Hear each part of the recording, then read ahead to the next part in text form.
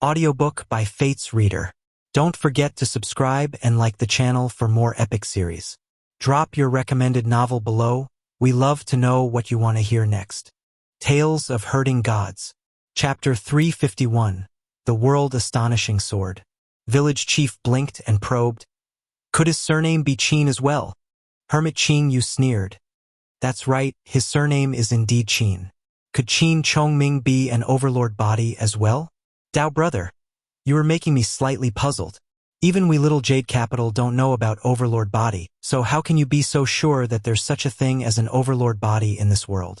Village chief rose up and down. He didn't explain anything and just shook his head. I wonder, why did a god from Carefree Village come to Little Jade Capital? This senior is one of the founders of Little Jade Capital, Hermit Qin Mu explained. I know from the records that he made a pact of earth count with someone, but afterward he decided to break it. There were some reasons because of which he had no choice but to do it. Thus his primordial spirit was taken away by earth count while his body was left behind. Before he died, he transformed his divine treasures into 7 divine halls. He gave a lot of thought to it, so that even after he died, he would leave 7 divine halls to groom the future generations. Village chief looked at the Hall of 3 Eons and asked in suspicion, 7 divine halls? Could there be Hall of 7 Stars, Hall of Celestial Being, Hall of Life and Death, and Hall of Divine Bridge besides the 3 halls? Why can't we see them? The 7 great divine treasures in the human body are 1, so the 7 divine halls are naturally 1 as well. All of the other halls are inside Hall of 3 Eons. Hermit Qin Mu said, You asked me to open Hall of 6 Directions as well, since I had already opened the other 2 halls, but our little Jade Capital actually doesn't have the ability to open Hall of 6 Directions. The god from Carefree Village holds many secrets, and I can't be the judge if I can open Hall of 6 Directions or not. We don't have enough manpower in Little Jade Capital, though now that Old Dao Master and Old Rulai are here, it might be enough. However, they just came to Little Jade Capital, so they still need some time to familiarize themselves with Hall of 6 Directions. There were only over a dozen old immortals in Little Jade Capital, and opening Hall of 6 Directions required 6 top-notch practitioners. When it came to Hall of 7 Stars, they would need 7 people of their level. For that, Little Jade Capital would be even more short-handed. As I thought, even though you are stingy, there was no need to be this stingy to a person from Carefree Village. So that's the reason. Village chief smiled. Hermit Qin Mu snorted. That god had cultivated everything to the god level. He had divine eyes, divine hands, divine legs, divine corporeal body, and not only that, his primordial spirit had also reached an extremely pure level.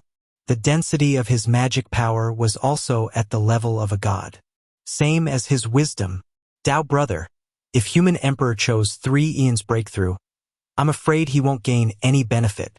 Village chief pondered over it, then said slowly, His magic power is also at the level of a god? In that case, Moore has really met his opponent. Hermit Qin, you didn't understand what he meant. We, the geezers of Disabled Elderly Village, have our personal areas of expertise, and the 9 of us have all reached the god realm in them. However, none of us reached the god realm in the area of magic power. However, Moore's vital chi is so dense that he has done so. Even though his cultivation realm hasn't caught up, the density of his magic power is something that others could never reach. If I was to say that there was someone in the world with a godlike magic power, then that person would not be Eternal Peace Imperial Preceptor, but only be Moore, Village Chief said indifferently. Hermit Qin Mu also knew how strong Qin Mu's cultivation was and said, You said that his sword skill was still full of flaws, and when he met someone with greater knowledge than him, he wouldn't even know he died. I think he has already met that person. Village Chief's heart trembled violently. This god is also a sword god? Hermit Qin Mu nodded and seemed to be smiling yet not smiling. Dao brother, can you now tell me about Overlord Body? Village Chief smiled and said leisurely, Overlord Body is unique and surpasses the 4 great spirit bodies. It's the rarest constitution in the world. As long as there is one Overlord Body that has appeared in the world, there can never be a second Overlord Body. However, there will be pseudo-Overlord Bodies appearing to fight over for the fate of the Overlord Body. In Hall of Three Eons, Qin Mu widened his steps to chase after the young god. His footsteps were heavy, but his speed was extremely fast. With his feet landing on the ground, the soil flew into the air while the land trembled in waves. The soil and shattered rocks that floated upwards were melted in an instant. Some of them transformed into pottery swords while others into stone swords. Some of the rocks had metal hidden inside them, which was smelted and formed into sharp flying swords. Incorporating forging treasures into battle was Qin Mu's ultimate art, which Mute had not taught him. Applying what he had learned was Qin Mu's expertise. Since he couldn't use the spirit weapons he had brought, he could only make them on the spot.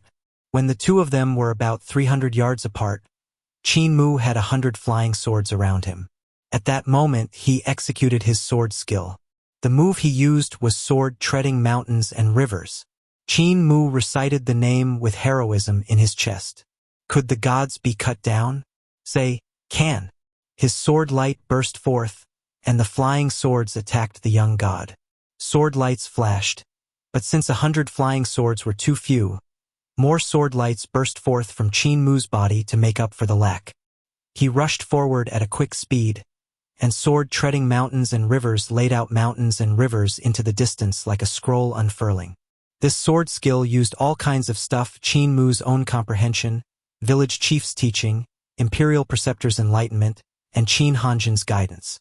He had incorporated everything he had learned into his sword. The power of the sword light increased drastically. This was Qin Mu's most powerful move. Even the second move, sort of founding Emperor Sea of Blood, couldn't be compared to it in terms of power. This was because Qin Mu had put all his heart and mind into sword-treading mountains and rivers, improving this move the most. Compared to the sword-treading mountains and rivers village chief had taught him, the power of this move had already increased by several times. While he used his sword skill, there were also sword lights bursting forth from the palm of the young god. Countless sword lights flew over, and Qin Mu was slightly stunned. He immediately saw the mysterious principles behind the sword lights. Carefree Village's sword skills. He is from Carefree Village. Qin Mu didn't have time to think about it. The two sword skills collided, and countless sword lights drowned out both of them. The power contained in the majestic mountains and rivers was released, and the power of the sword skill from Carefree Sword also increased drastically. The three Eons elders stood on top of the sun, moon, and high mountain, looking down. They saw the instant the mountains and rivers broke down, the boundless energy exploding like two snow-white balls expanding rapidly outwards. Remarkable! Heaven Aeon's spiritual master, who was in the sun, exclaimed in admiration. The power of the two moves exploded until nothing was left. Qin Mu and the god flew back and crashed onto the ground. Their bodies continued to tumble backward and rolled down the hills like ragdolls as they flailed their limbs helplessly. Pack! Qin Mu smashed onto the cliff with sword wounds all over his body, painting blossom markings on the cliff with fresh blood. My sword skills! Qin Mu coughed up blood and slid down from the cliff. He sat on the ground with a thud, unable to wipe away the astonishment on his face. I've lost. It was the first time he had executed his refined sword skill and had cleanly lost after that. His sword skill had been broken by the opponent. The young god smashed into a mountain with a bang as well, unsettling huge chunks of rock that fell to the ground. There were no sword wounds on the man, but the power of Qin Mu's move was too great, surpassing the limit he could withstand. Purely on sword skills, his sword skills were indeed above those of Qin Mu. Even though Qin Mu had controlled around 100 swords and several hundred sword lights with sword-treading mountains and rivers, none of them had hit him. Yet the massive power from Qin Mu's move had heavily injured him. When the power of the sword skill exploded, the terrifying energy overwhelmed him. Even though it didn't hit him directly, the crack of his ribs still could be heard. The young god didn't seem to be able to feel any pain. He shook his arms and broke free from the mountain rock. He then slid several dozen yards forward and landed on the ground steadily. Under his armpits, the broken ribs had already pierced through his skin and the bones were exposed outside. Yet he seemed to have no feeling at all. He raised his hand to pull out the broken bones, throwing them on the ground. Below the cliff, Qin Mu stood up while swaying. He roared and circulated human king creation technique to seal up the wounds on his body. He didn't choose to use the dragon saliva to heal his wounds because the opponent's sword will was hidden in his wounds. Without removing it, the dragon saliva wouldn't be able to cure his injuries. Besides, the opponent didn't heal himself either, and he would rather have a fair fight. Overlord body is unrivaled in this world. If I can't win against you, I'm not working hard enough. Qin Mu executed Overlord Body 3 elixir technique and suddenly transformed into a cow-headed human that stood on twin dragons. Bull's eyes grew out on his forehead and rolled around. Flames blazed around his body, and the two dragons under his feet rushed toward the young god. Using sword treading mountains and rivers had exhausted Qin Mu greatly, and if he continued to fight like that, he wouldn't be able to endure for much longer. Thus he needed to change his style. The body of the young god also transformed, but he chose the form of Venus Sovereign, who was also standing on twin dragons. However, they were formed by gold chi, while the dragons under Qin Mu's feet were formed by fire chi. The twin dragons below their feet sprinted forward, and the two of them suddenly changed their directions to rush horizontally toward a mountain to the side. The huge dragons gripped their claws onto the cliff and moved as if they were flying to scale up the mountain. Meanwhile, on the dragons' backs, the two were in their transformed states. They unleashed their most powerful divine arts, attacking one another. The huge mountain was extremely high, and it was the one on which Earth Aeon Spiritual Master was standing. Even though it was 3,000 yards high, Qin Mu and the young god fought their way up the mountain peak. The two of them changed their techniques over and over again, and the 5 great god transformation states of 5 elements realm were all executed by the two of them. Sometimes they were the human-headed Jupiter Sovereign with the body of a bird, while at other times they were the human-headed Saturn Sovereign with the body of a snake, or the scarlet-haired Mercury Sovereign as they fought each other with all their might. Earth Aeon Spiritual Master raised his hands, and this huge mountain began to grow higher. The mountain range expanded to become larger and taller.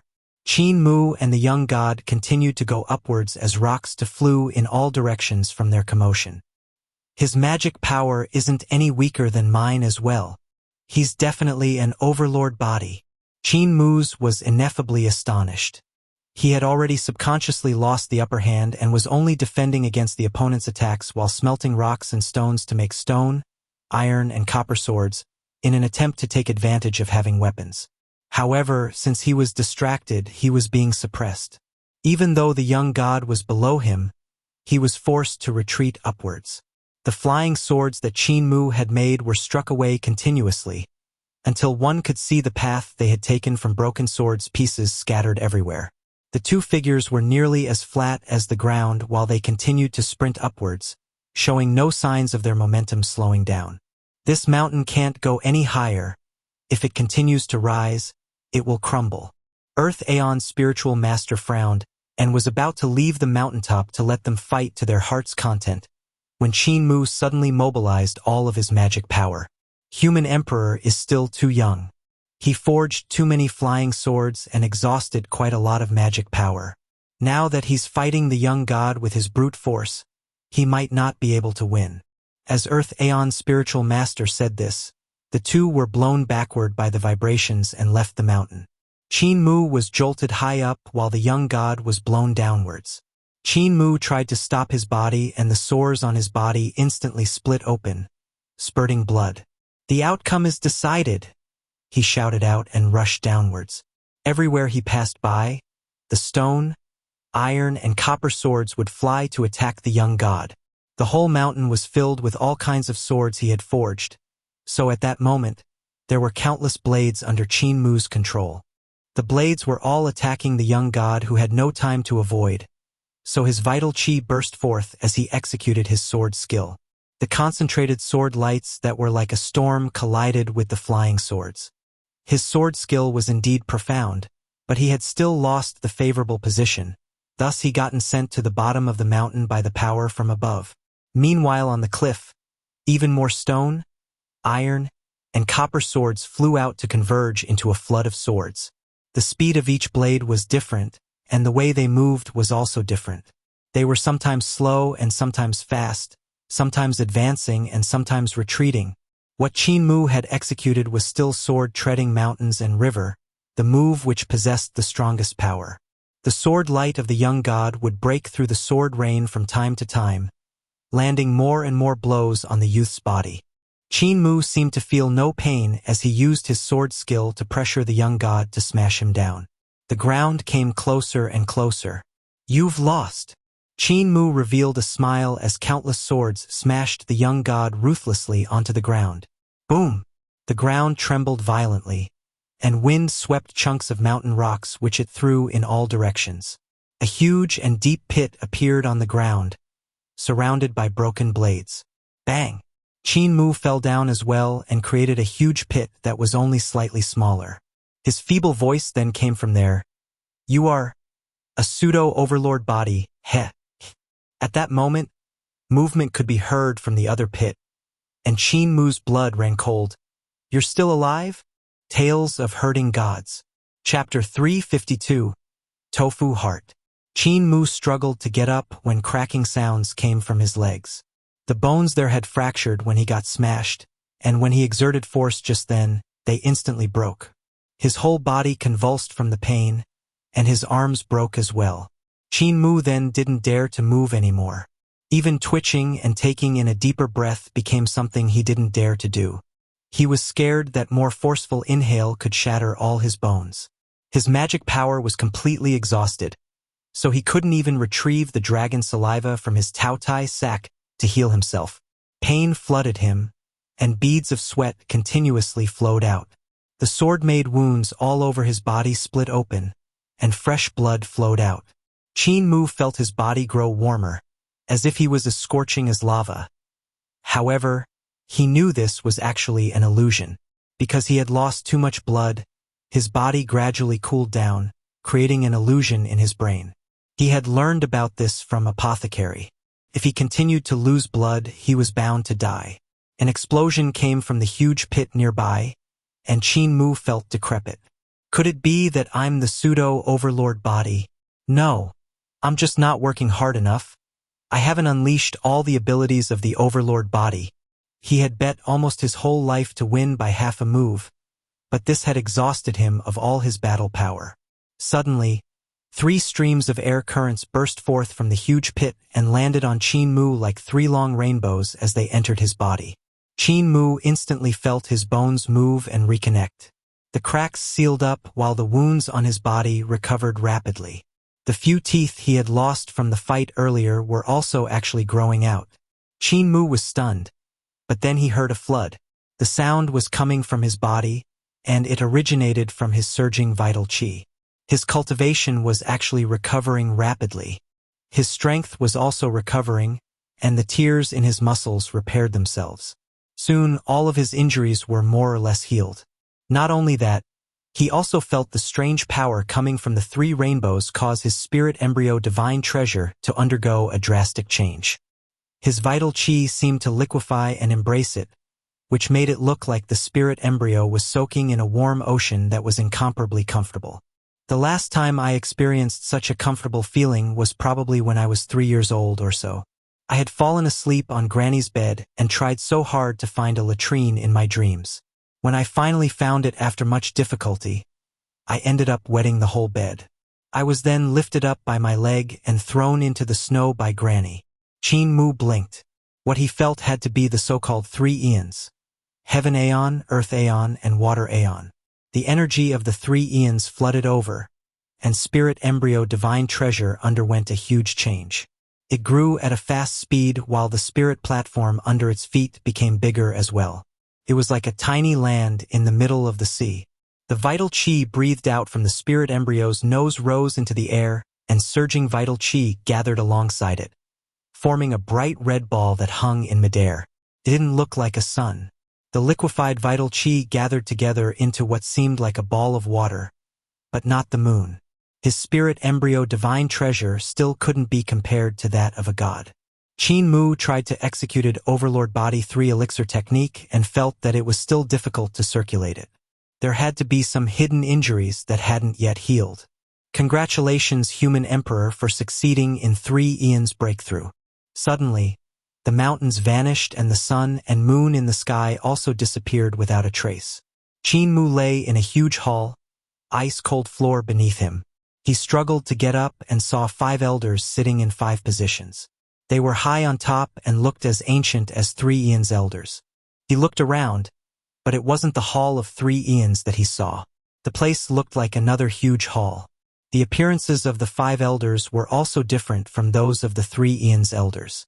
Qin Mu composed himself as his muscles continued to ache and his arms and muscles shook, unable to stop.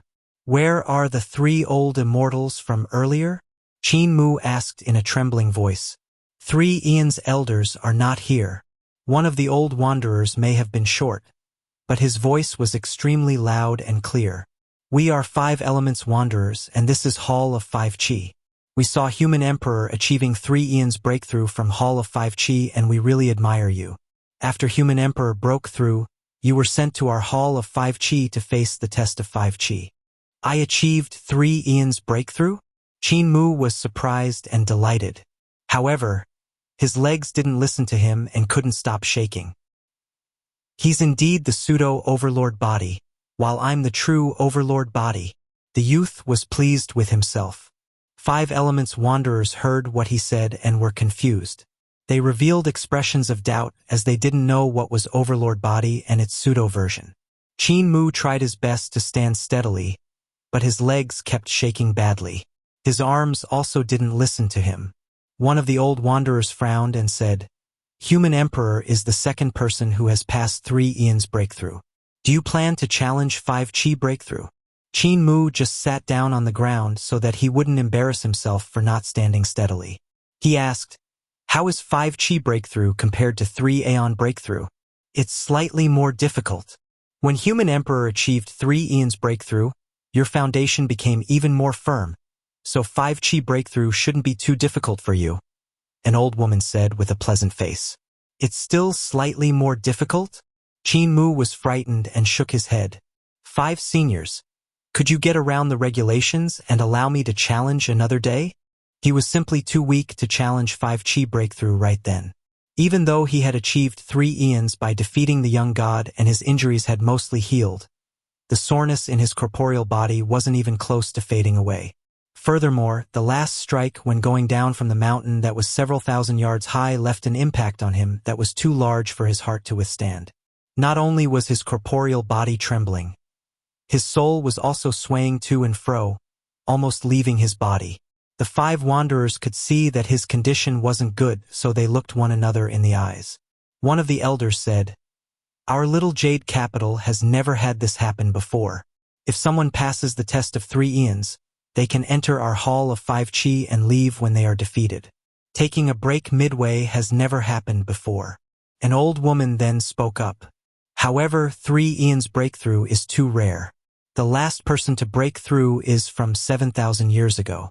Since Human Emperor was able to reach this step, it would be truly too much if we didn't agree to let him challenge the hall another day." The 5 elders discussed it for a time. Then the elder in the lead said, "Since Human Emperor has asked, our little jade capital is not that stubborn. When Human Emperor recovers, he can come and challenge our Hall of 5 Qi." "Many thanks." Qin Mu struggled to get up and thank the 5 elders. When he straightened his back, the sight in front of him changed and he appeared outside Hall of 3 eons.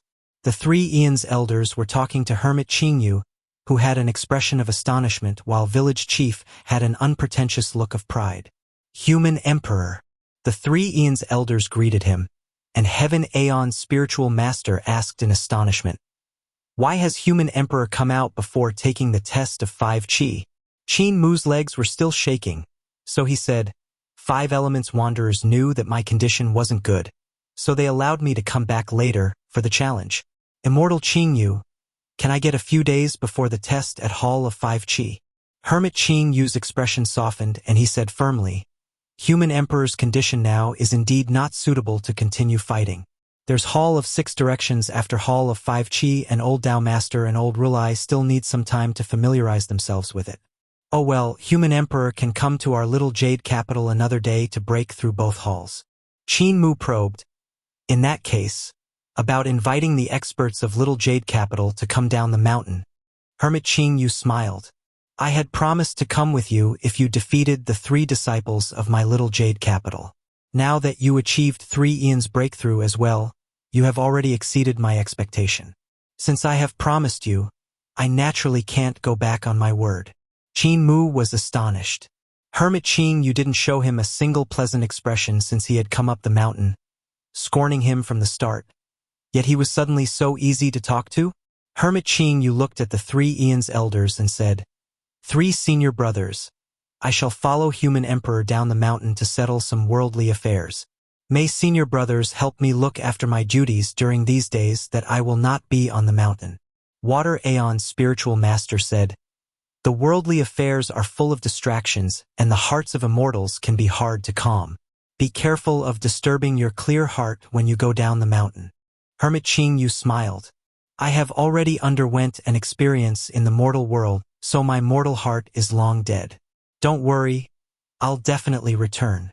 He called Wang Muran, Mu Qingdai, and Long Yu over and said, I'll be going down the mountain with Human Emperor, so come with me. There's no need to stay in Little Jade Capital for your entire lives. I know there's little joy in accompanying us old men and women. The 3 were surprised and delighted. They had wanted to go down the mountain for a long time, but what could they do when Little Jade Capital had strict rules? Hermit Qin Mu would never allow them to go down the mountain under normal circumstances. Hermit Qin Mu excused himself from Old Dao Master and Old Rulai, and the 2 elders smiled. We have just freed ourselves from the worldly affairs and came to Little Jade Capital for peace. Yet now you are jumping into the mortal world. Immortal Qin Mu, I'm afraid you won't be able to jump up once you are tainted. You guys are worrying too much. I'm just going down to keep my promise, and I'll return once I fulfill it. The worldly affairs won't hold me back. Hermit Qin Mu said solemnly. I sure hope so. Hermit Qin Mu then invited 2 more old immortals over. Yu Yun, Yu He, both of you senior brothers are proficient in algebra. Will you follow me down? The 2 old immortals smiled and said, It's good to go down for a stroll. Wang Muran rode a buck which was Wandererzin's mount. This master had died under Eternal Peace Imperial Preceptor's hand, but his mount had been kept by Wang Muran. That buck was no inferior to the Dragon Qilin, and because the Dragon Qilin was fat, the buck seemed more muscular in comparison. He looked at the Dragon Qilin from the corner of its eyes and was full of disdain for the fat cat. The Dragon Qilin was long used to it and didn't pay any attention. Yet xianxia whispered to him, Fatty dragon, the buck is looking down on you. Even if he spits in my face, it will dry off by itself, even without wiping it away. The Dragon Qilin seemed to have long achieved enlightenment. Let him think what he wants. It's merely a cool breeze brushing past a mountain. Everyone left Little Jade Capital, and Hermit Qin Mu turned back to take a look. He sighed ruefully and said to Village Chief, Many years ago, I had left this place with you. My heart was full of ambition and wanted to achieve a world-shaking feat with you. When I came back, my will was low and my great ambition was cleanly erased. I thought I would never leave again, and never did I expect to be invited out of Little Jade Capital by your disciple. Fate truly makes a fool out of people. It's not Moore who invited you, but actually your heart that has moved, Village Chief said meaningfully. Is it the wind moving or the banner moving? It's just the humane heart that's moving. Hermit Qin Mu laughed. You're wrong. My mortal heart is already dead. It won't come back to life. Village Chief shook his head with a smile. Your mouth is like a blade, but your heart is like tofu. Moore, don't look at how this old fellow is always fierce with you, for he's actually the softest. If you make him sad, his tofu heart will cover the whole floor, and no one will be able to piece it back together. Hermit Qin Mu sneered and said, My heart can't be pieced back together? You were still sprawling on the floor and crying just moments ago. Village Chief was furious. When Fairy Shui left you back then, who was the one sprawling on the ground and bawling his eyes out? You cried so miserably just now, needing Human Emperor to hug you. When you shamelessly cried for reconciliation, did you think how I would use it to scorn you now? You even wiped your snot on Human Emperor's chest.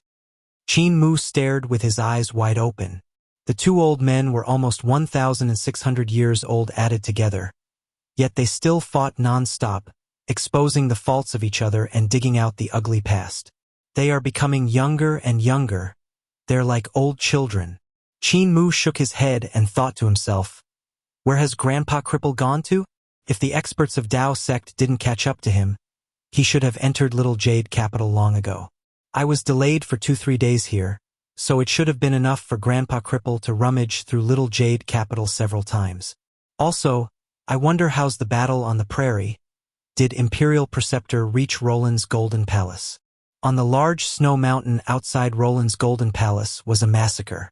Eternal Peace Imperial Preceptor had his hands behind his back, standing expressionless.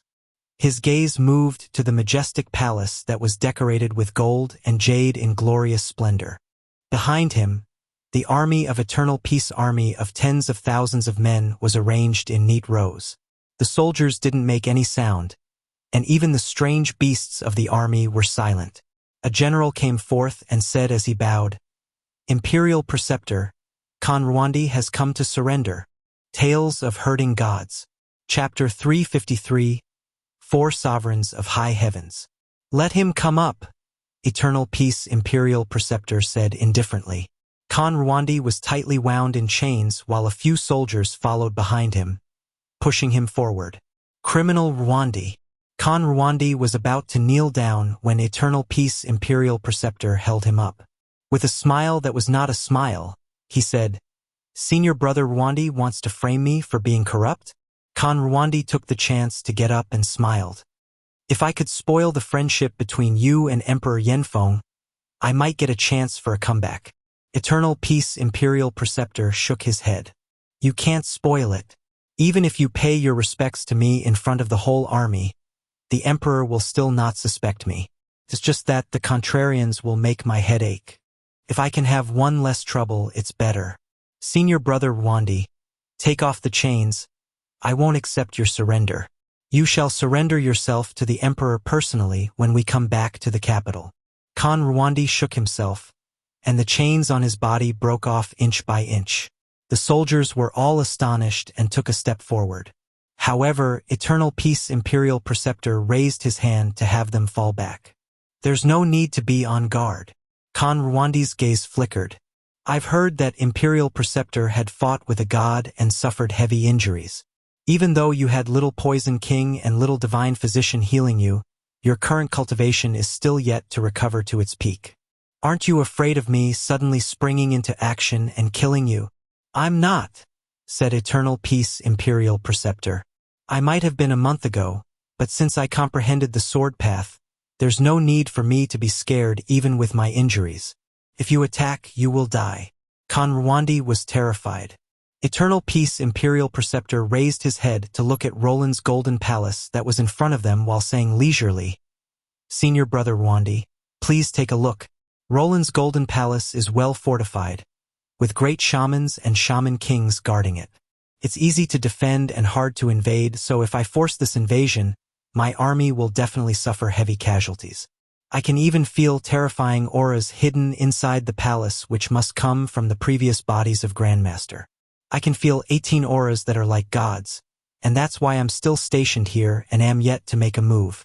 These 18 corporeal bodies that are like gods, devils, and Buddhas are the corporeal bodies of Grandmasters past 18 lifetimes. They are extremely terrifying and are the strongest power that guards Roland's Golden Palace. Other than Grandmaster's 18 bodies, there are also 12 cult master level existences which had cultivated to Divine Bridge Realm. The strongest one is none other than Grandmaster himself. His ability is no inferior to mine, said Conrwandi. How many experts on life and death realm are there? Asked Eternal Peace Imperial Preceptor. Conrwandi smiled and said, How would I know? You are imitating Emperor Yanfeng, so you should know.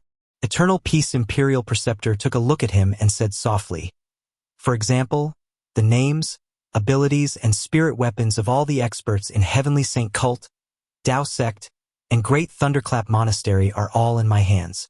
The Empire is above, and no sacred ground is allowed to ride roughshod over people. You are the Emperor of the Prairie, so you should naturally not let Roland's Golden Palace ride on your head. You have to know it. I can't win against Emperor Yanfeng because he has Imperial Preceptor assisting him. If I had a helper such as you, how would I need to surrender? I have already prepared a name list of the strong practitioners of Celestial Being Realm and Life and Death Realm. This is an offer to Imperial Preceptor, Qin Mu said. When he finished speaking, he took out a booklet. Eternal Peace Imperial Preceptor handed the name list to Duke Wei, who was behind him, and said, "Let the soldiers browse through it and search for their opponents. Prepare to kill the enemies." Duke Wei summoned all the famed generals in the army of Celestial Being Realm and Life and Death Realm and gathered everyone to study the name list. Eternal Peace Imperial Preceptor then said, "Roland's Golden Palace has formations to protect it, both restricting and killing ones which had been placed by the previous Grandmasters and Grand Shamans. Now, every single one of them has been activated to defend against my army. If Qin Mu has the heart to overthrow Roland's Golden Palace, you must have a plan, a method to take down this stronghold." Qin Mu didn't reply but asked back instead, "Why won't Imperial Preceptor ask me why I surrender? You have seen me come to surrender, yet you still trust me as such without putting up any guard. You even ask me how to take down Roland's Golden Palace. Aren't you afraid I'm just acting, and will provide you with faulty information which will wipe out your entire army?" Eternal Peace Imperial Preceptor shook his head and said, "You surrendered because of the shaman poison." Qin Mu fell silent. Grandmaster ordered all the great shamans and shaman kings to poison the water, which resulted in 9 out of 10 houses in the prairie becoming deserted. The tribesmen are only left with 10% of their population, with only the people in your big cities yet to die. You are the emperor of the prairie, but so many of your people were slaughtered. Who are you supposed to take revenge at? Can only be at Roland's Golden Palace. Therefore I believe you. There's no need to doubt your words." Qin Mu was silent for a time, then let out a shaky breath. "Civilians shouldn't be killed in the war between two empires. If I were to invade Eternal Peace Empire, the civilians of Eternal Peace Empire would become my people, so I wouldn't hurt them. If Emperor Yanfeng invaded the prairie, the people of the prairie would become Emperor Yanfeng's people, so he wouldn't hurt them. Yet Roland's Golden Palace eradicated my people. I can't take that lying down. Imperial Preceptor, I will tell you all of Roland's Golden Palace's weaknesses, not hiding the smallest detail." Eternal Peace Imperial Preceptor revealed a smile. "Do you know how long I have been waiting for you here? Now that you have come, there will be one less sacred ground in this world." Qin Mu was completely won over. As long as Imperial Preceptor is around, Rwandi will never rebel. If I break my oath, my eyes should be pecked away by gerfalcons and my heart dug out by eagles, and all my descendants will become slaves. The capital was the place where the 9 dragons gathered. 9 mountain ranges that were like dragons converged there and gathered the Qi, making that place the imperial capital. Only by coming down to the mortal world this time and seeing Eternal Peace Empire invading the prairie could we find out that the army of Eternal Peace Empire is looking more and more like the heavenly army. They are starting to resemble the army of gods and devils from founding emperor era. In the sky above the capital, a roughly built shelter which was about 6 aries wide floated in the sky.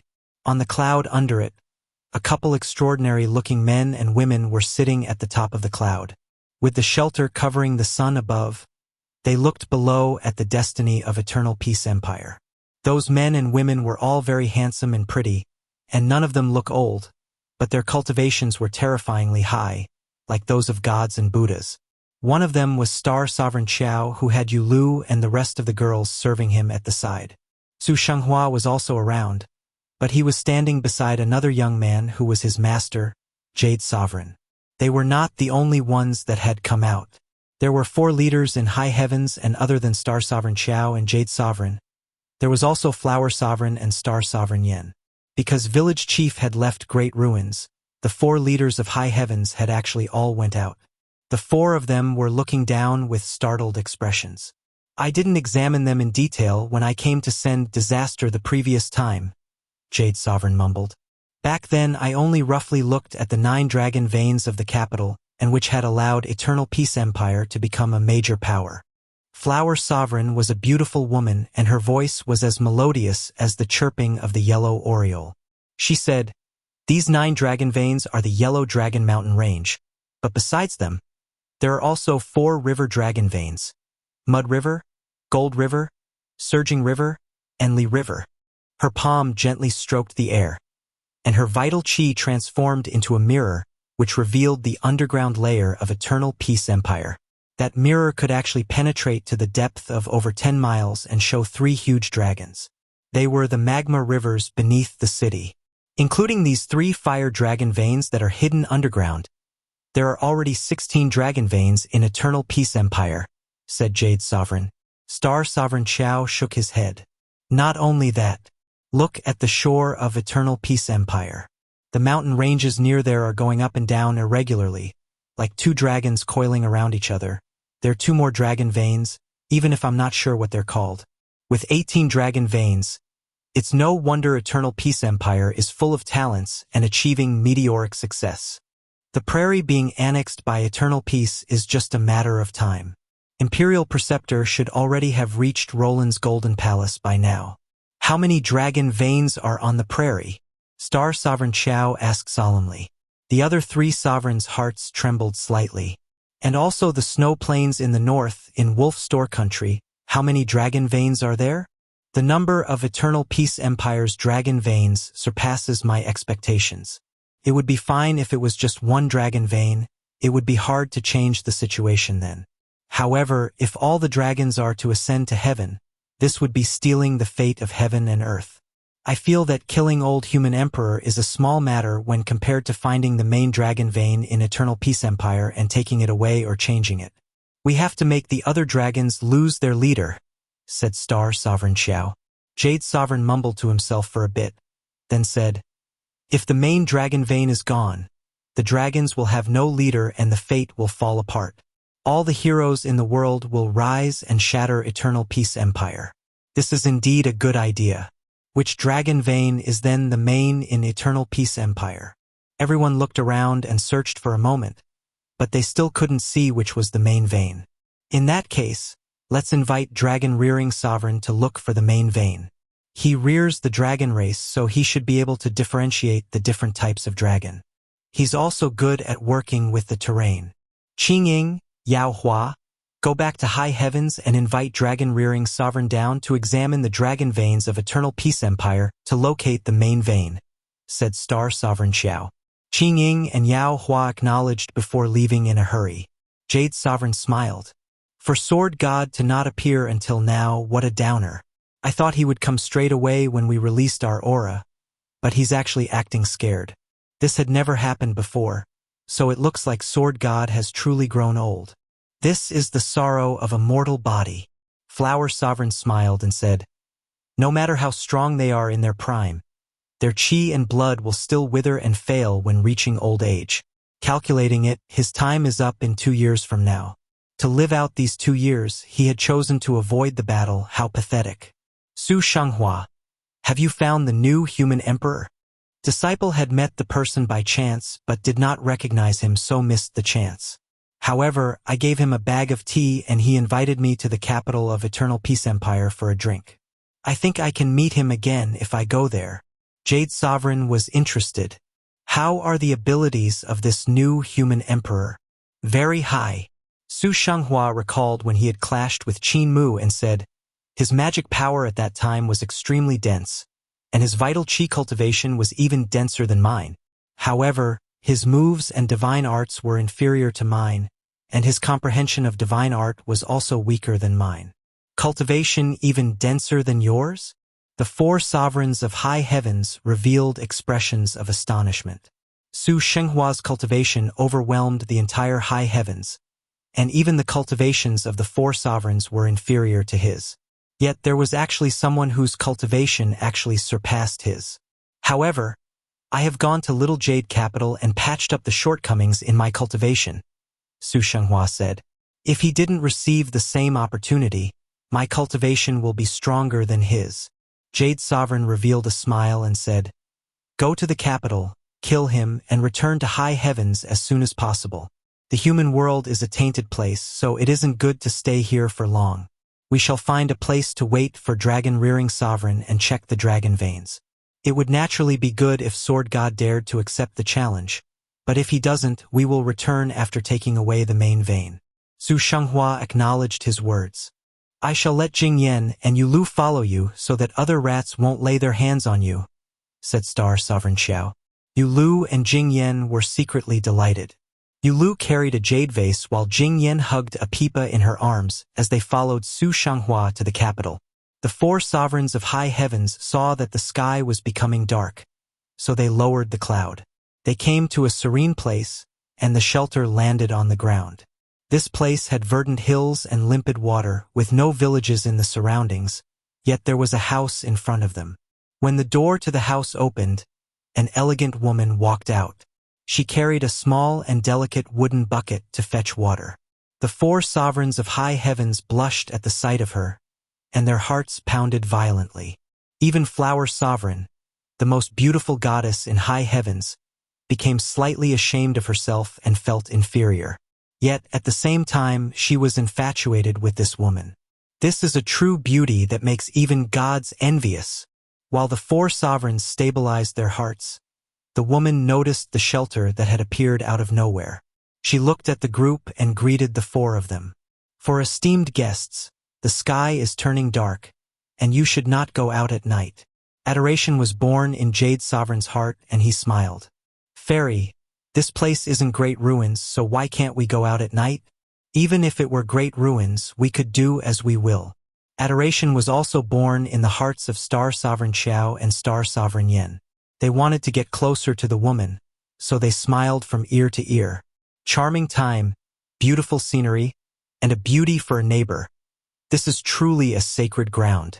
Flower Sovereign felt a pang of sourness and jealousy, but when she saw the beauty of the woman again, her jealousy vanished without a trace. The woman revealed a look of astonishment and said, So the four of you are all immortal-like people that are able to go in and out of the darkness of great ruins. Sorry, it's me who seems to have overthought the matter.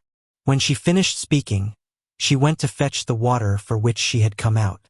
When night came, the three sovereigns of high heavens looked at the house in front of them. Flower Sovereign was also full of anticipation. She smiled. Since your hearts are moved, why not invite her over to take a seat?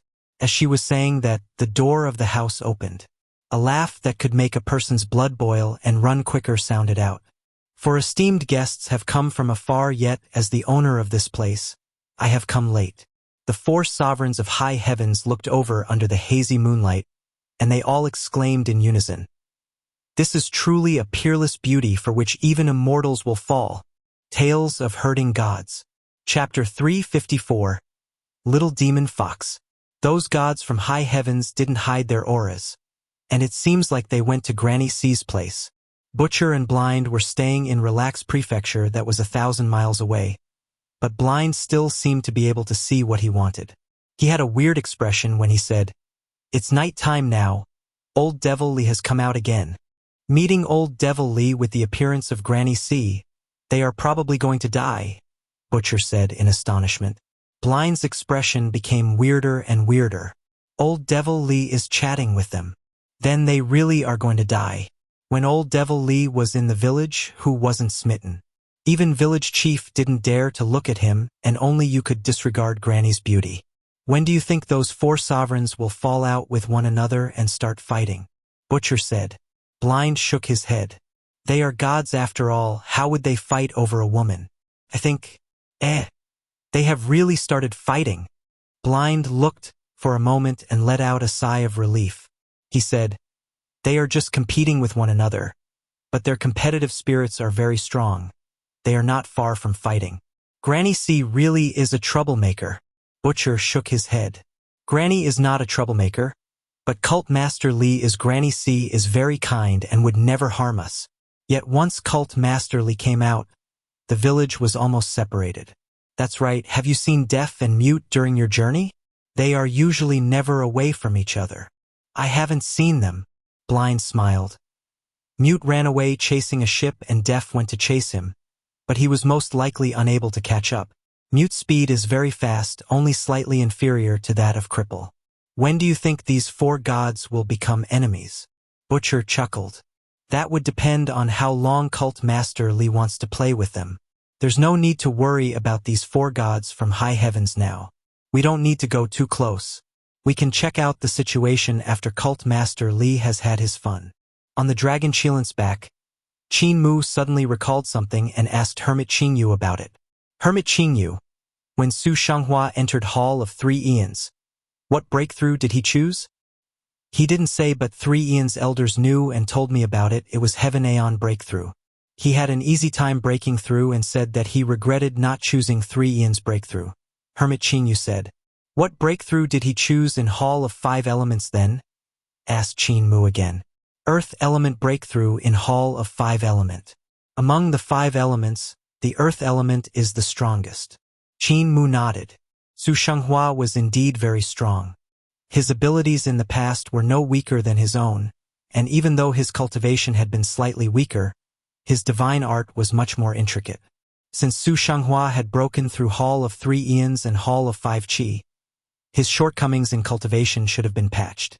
Qin Mu achieving 3 Eons breakthrough had patched the foundation of his spirit embryo divine treasure. He also had gotten both Heaven Aeon breakthrough and Earth element breakthrough, whose element was the foundation of 5 elements divine treasure.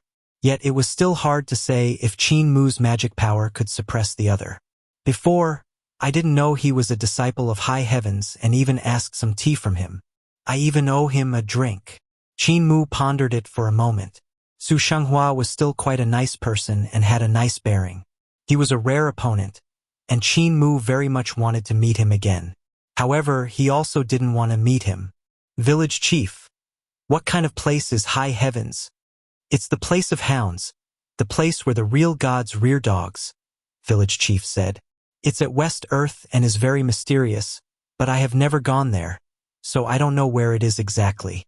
I only know that some people can scale the divine mountain in West Earth and offer incense to reach high heavens. However, I don't have the right kind of incense, since it should be a specially made one. If I had it, I would have long fought my way up. Qin Mu didn't know whether to laugh or cry.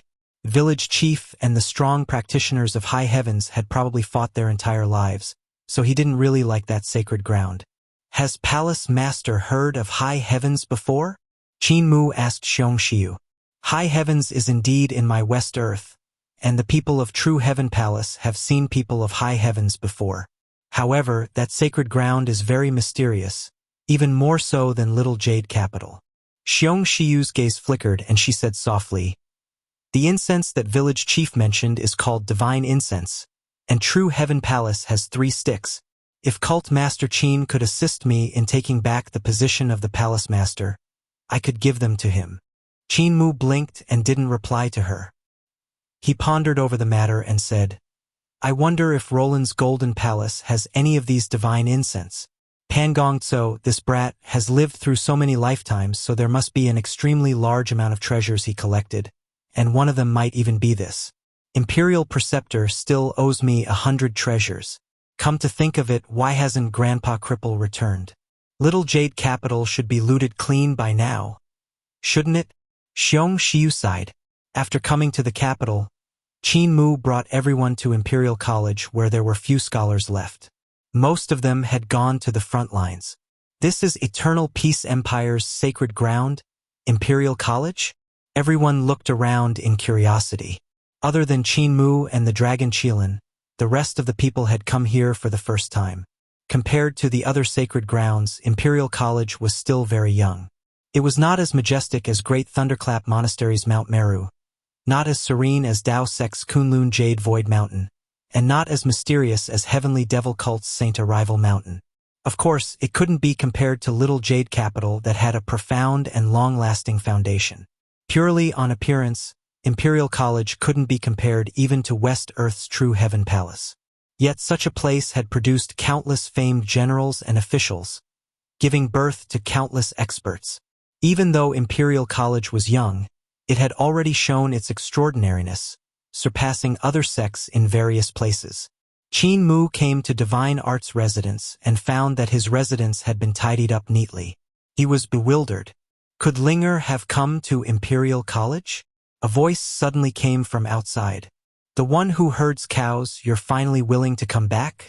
Did you know that Chancellor Ba Shan brought me and Saint Si to follow my second brother to the north, to fight with Wolf Store Country Untai? Qin Mu turned around and saw Ling Yuxiu rushing in from outside. When she saw the many people behind him, she was startled and didn't dare to be loud. She immediately held her breath and her footsteps became more dainty. She walked in like a lady and stood beside Qin Mu like a little bird. The one who herds cows. Who are they? This is my grandpa village chief. Qin Mu moved the rocking chair down from the dragon Qilin's back. Village chief didn't rise from his rocking chair, but looked at Ling Yuxiu with a face full of smiles. These are the old immortals from Little Jade Capital. Immortal Qing Yu, Immortal Yu Yun, and Immortal Yu He. After introducing the three elders of Little Jade Capital, he said, "The three at the side are the senior brothers of Little Jade Capital, Wang Muran, Long Yu, and Mu Qing Dai. Also, this pair of mother and daughter are West Earth's True Heaven Palace's Palace Master Xianxia and Little Princess Xianxia." Ling Yuxiu greeted them one by one and everyone returned her greeting. "My place is not big enough for so many people to stay. Does sister have extra rooms?" Qin Mu asked. Ling Yuxiu smiled and said, "The girls can stay at my place. I stay right next door." Qin Mu thanked her and said, "Sister, thanks for tidying up my room when I wasn't around these days." Ling Yuxiu shook her head and said, "It's not me. It was done by your little fox." "Linger is really here?" Qin Mu was surprised and delighted. He missed Linger very much. She had run out to listen to lessons not long ago and hasn't returned yet. Ling Yuxiu smiled with reservation. That little girl sure knows how to curry favor. During these days when you weren't around, she eagerly attended lessons and the directorates all like her very much. Little girl. Qin Mu was stunned, but he didn't think much about it and arranged accommodations for Immortal Qing Yu and the rest. His courtyard wasn't small and there was also quite a number of rooms.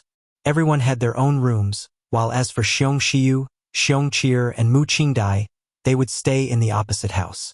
Qin Mu arranged everything well, and Ling Yuxiu whispered, "A bunch of Taoists came to Imperial College a few days ago in search of you. Gu Linwan is busy attending to them, his face all pale from fright. He hasn't looked well for a day." Qin Mu smiled. "The algebra experts of Tao sect have arrived. My father sent down a decree to promote you as supervisor of divine weapons. He said to let you be in charge of forging some divine cannon. The imperial decree is kept by your little fox. Father dispatched the algebra experts of Imperial College and the Imperial Court and the 5 big manufacturing factories to listen to your orders. Also, Heavenly King Yu and Heavenly King Shur of the Sacred Cult couldn't find you in Ghost Valley, so they almost went mad from searching." Qin Mu's head started to ache. Ever since he returned to the capital, he had to settle so many things that he didn't have time to rest. "That's right, there's also a person called Su Shenghua. He brought 2 girls and came to find you 2 days ago, saying he's waiting for you to treat him to a drink." Ling Yuxiu gave it some thought before adding, "Imperial Preceptor's wife has given birth and sent over an invitation. She says she wants to invite Great Cult Master Qin to be the godfather." Astonished, Qin Mu asked, "Imperial Preceptor has a child already? Is it a boy or a girl?" "It's a boy." Qin Mu smiled. "Me to be a godfather? Imperial Preceptor's wife is playing around. I'm still a child, so how can I be a godfather?" Village chief looked at Ling Yuxiu and gave a cough. He said, "Mu'er, you aren't young. You can give birth to a kid already." Qin Mu's face turned red, and he muttered, "Why do you suddenly talk about giving birth? I'm still not ready." "Village chief, I'm only 15 this year." Ling Yuxiu snickered. 15 isn't young anymore. My mother and Empress Dowager always hurry me to choose a consort. Furthermore, my father is also easy to talk to. As long as someone talks to him about it, he will agree." She was pretty gutsy, blinking her eyes as she waited for Qin Mu's reply. "The emperor is so casual?" Qin Mu shook his head. "They are not doing it right. How can marriage be so casual?" Ling Yuxiu stared at him, for that youth didn't understand. He rose and went to Hall of Supreme Learning. When Gu Linwan saw him, only then was he relieved of his burden. Cult Master, come quickly and take the Taoists away from my house. I won't be able to thank you enough. The numerous Taoists of Tao sect all stayed with him and made him really nervous these few days. Tao sect was the head of the righteous path and he was a great master of the devil path. He kept on worrying that the Taoists would get rid of the devil at some point. Qin Mu was in no hurry to meet the experts of Tao sect, so he sat down with a smile. How's Grand Chancellor's algebra? Gu Linwan smiled and said, I'm an authority in the devil path, so how can my attainments in algebra be weak? Good. With Lord Gu and the experts of Tao sect, I can take a breather. Gu Linwan's expression turned ashen. I will still have to be with the people of Tao sect? The Emperor has ordered me to forge sunshot divine cannon to target gods. The people of Tao sect know their place and won't lay their hands on you, he consoled. Gu Linwan still couldn't sit at ease. He kept feeling unsafe around those Taoists since his reputation was quite stinky. Qin Mu went to meet Tao Master Lin Xian to exchange basic greetings. Once I'm done with the arrangements, I will need to trouble all of you. Please wait for my news. All's good. Qin Mu left, and as he passed by Hall of Array Element, the school coincidentally ended. Over a dozen scholars came out from the hall, and among them was a 7 to 8 years old girl. She looked clever and adorable as she hopped about, using a gust of demon wind to carry books which were neatly arranged behind her. That little girl was short, yet there were 3 long and furry snow-white tails swaying at her back. Is that Linger? But she was illiterate. Qin Mu stopped in his tracks. Tales of Hurting Gods. Chapter 355. Deaf selling his paintings. Qin Mu wasn't too sure. There were some scholars from the demon race in Imperial College, since in comparison to the other sects, Imperial College didn't stick to a single pattern when recruiting disciples. As long as the person passed the test, they could become an Imperial Scholar. Because of that, there were quite a lot of women in Imperial College, taking up almost half of the placings. They would usually become officials in the various parts of Eternal Peace, while some would go to the army to become generals. However, the books behind the adorable little girl were all arranged neatly, which was usually Hu Linger's style. Yet she couldn't read a single letter, so it was impossible for her to be bringing a bunch of books everywhere she went. It wasn't the style of the little demon fox. The little girl didn't see Qin Mu and parted ways with the other scholars. She didn't walk towards Divine Arts residence, but instead went down the mountain. Qin Mu waited outside Hall of Array Elements for a few moments more, but no one else walked out from inside. Yushio said Linger was listening to a lecture in Hall of Array Elements, but there are no more people in the hall. She must have been that little girl earlier. She changed shape. Qin Mu was stunned. The great demon king of great ruins really deserves death. Linger is so young, and yet he wanted to marry her. He went down the mountain with puzzlement in his heart. If she is Linger, where is she going if she's not returning to Divine Arts residence? He followed up secretly and saw that the little girl with 3 tails skipped down the mountain. Then she suddenly sprawled onto the ground with an "Aya" and crawled forward 2 steps with her hands and legs. Shaking her 3 tails, she stood up after a bit. She tried to take a step and sprawled onto the ground again. Qin Mu didn't know whether to laugh or cry. He saw the little girl glancing around, and when she saw no one around, she began running with her hands and feet. She went skipping and swaying her tails to and fro, pleased and proud of herself. She had to have morphed not long ago and still wasn't accustomed to walking on 2 legs.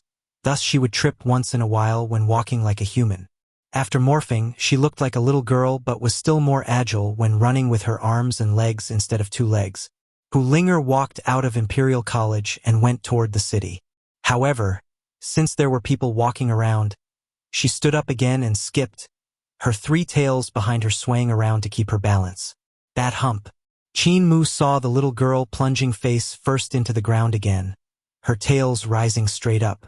Her tails then twitched and drooped downward. It really isn't fun being a human. The little girl pouted and crawled up. She sneakily went behind an old tree, and a small snow-white fox came out in a bit. It ran forward like a wisp of smoke with her 3 long and furry tails. Her speed was much faster than before, and she soon came to the Garden of Rare Treasures in the capital. On her way, she bought some food and weighed some fruits. Garden of Rare Treasures was a fair for second-hand goods. It sold antiques and cultural relics as well as rare treasures and even spirit weapons. Scholars that were down and out would sell stuff like calligraphy and ancient books. Is Linger coming here to sell books? Qin Mu was bewildered. He saw Hu Linger transforming back into a little girl when she came to the Garden of Rare Treasures and carefully weaved through the crowd. She used a spell to lift her books above the fair. After coming to the calligraphy and painting street, the little girl let out a sigh of relief and looked around. Suddenly, her eyes lit up and she sprinted toward one stall. Behind it was an old scholar who was down and out. His face was covered by a beard while he squatted in a corner with his arms folded. His head was lowered, revealing 2 silver-colored iron ears. Behind him were a couple paintings and some calligraphy, while at the front of the stall there were a few scrolls laid out. The 4 corners of the stall were held down by rocks so that it wouldn't be blown away. Grandpa Deaf, how many paintings and calligraphy have you sold today? Hu Linger came to the back of the stall and placed down the food and the fruits. Deaf immediately stuffed himself without raising his head. I haven't met anyone who knows how to appreciate my painting. You have come at the right time. I'm starving. Grandpa Deaf should sell his paintings in front of Imperial Preceptor's manor. That man will definitely be willing to buy them at a high price. When Hu Linger said this, she suddenly recalled something and became vexed. Eternal Peace Imperial Preceptor also has no money. His wife has just given birth to a son and ordered Elder Fu to send an invitation to young master. But since he wasn't around, I was the one that went there. Eternal Peace Imperial Preceptor wasn't around as well, and the banquet was very unpresentable. There was only meager fare.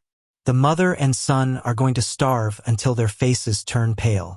I heard it's because Imperial Preceptor is fighting a war, and since the treasury was almost depleted, he donated all his savings. My heart softened for a moment, and I gave Madame a huge red packet, for which she began to bother me by wanting young master to be the godfather of their son. Only when the emperor heard of their situation did the mother and son were finally able to be satiated by the money scrimped and saved by the palace. A man can be poor, but his integrity can't be poor. Eternal Peace Imperial Preceptor is truly my soulmate, Deaf said. Hu Linger pouted at him. Deaf took out some paper and said, I have written some words with dotted lines. You just have to trace them. The little girl placed the papers on the ground and planned to dip the brush in ink when Deaf said, Don't use ink. Just trace the brush over the dotted line. In that case, you can practice for a few times. Let me read your books first. I'll explain them to you later. Hu Linger knelt on the ground and traced Deaf's writings very seriously. I would like to buy a painting. Hu Linger heard a voice speak and couldn't help being surprised and delighted. She immediately raised her head to see a youth standing in front of the stall. Young master! This little girl leaped to her feet and pounced into Qin Mu's embrace. Just as he caught her, the little girl transformed back into a white fox to wiggle out of his embrace and coil around his neck. She was in a hurry when she jumped out and overturned the ink which tainted a few papers. Deaf immediately tidied them up, grumbling, Linger, you're too naughty. These papers are also bought with money, but now they are dirted. Grandpa Deaf. Qin Mu laughed loudly and wrapped his arms around Deaf without any warning, hugging him forcefully. Deaf wasn't used to it and tried to break free while replying insipidly, You've come. Grandpa Village Chief has also come, Qin Mu said excitedly. Deaf's face blackened and he snorted. He is also out? Is he here to see me being a joke? Qin Mu knew his ego was strong and smiled. Village Chief is in Imperial College. Pack your stall. Grandpa Deaf, follow me back. Deaf shook his head. I can make a living by selling my paintings. I don't need you to raise me. I shall prepare New Year goods in 2 months' time. I will draw paintings of door gods which will definitely sell. Qin Mu didn't know whether to laugh or cry. He took down Hu Linger, who was snuggling around his neck, and stroked her head with a smile.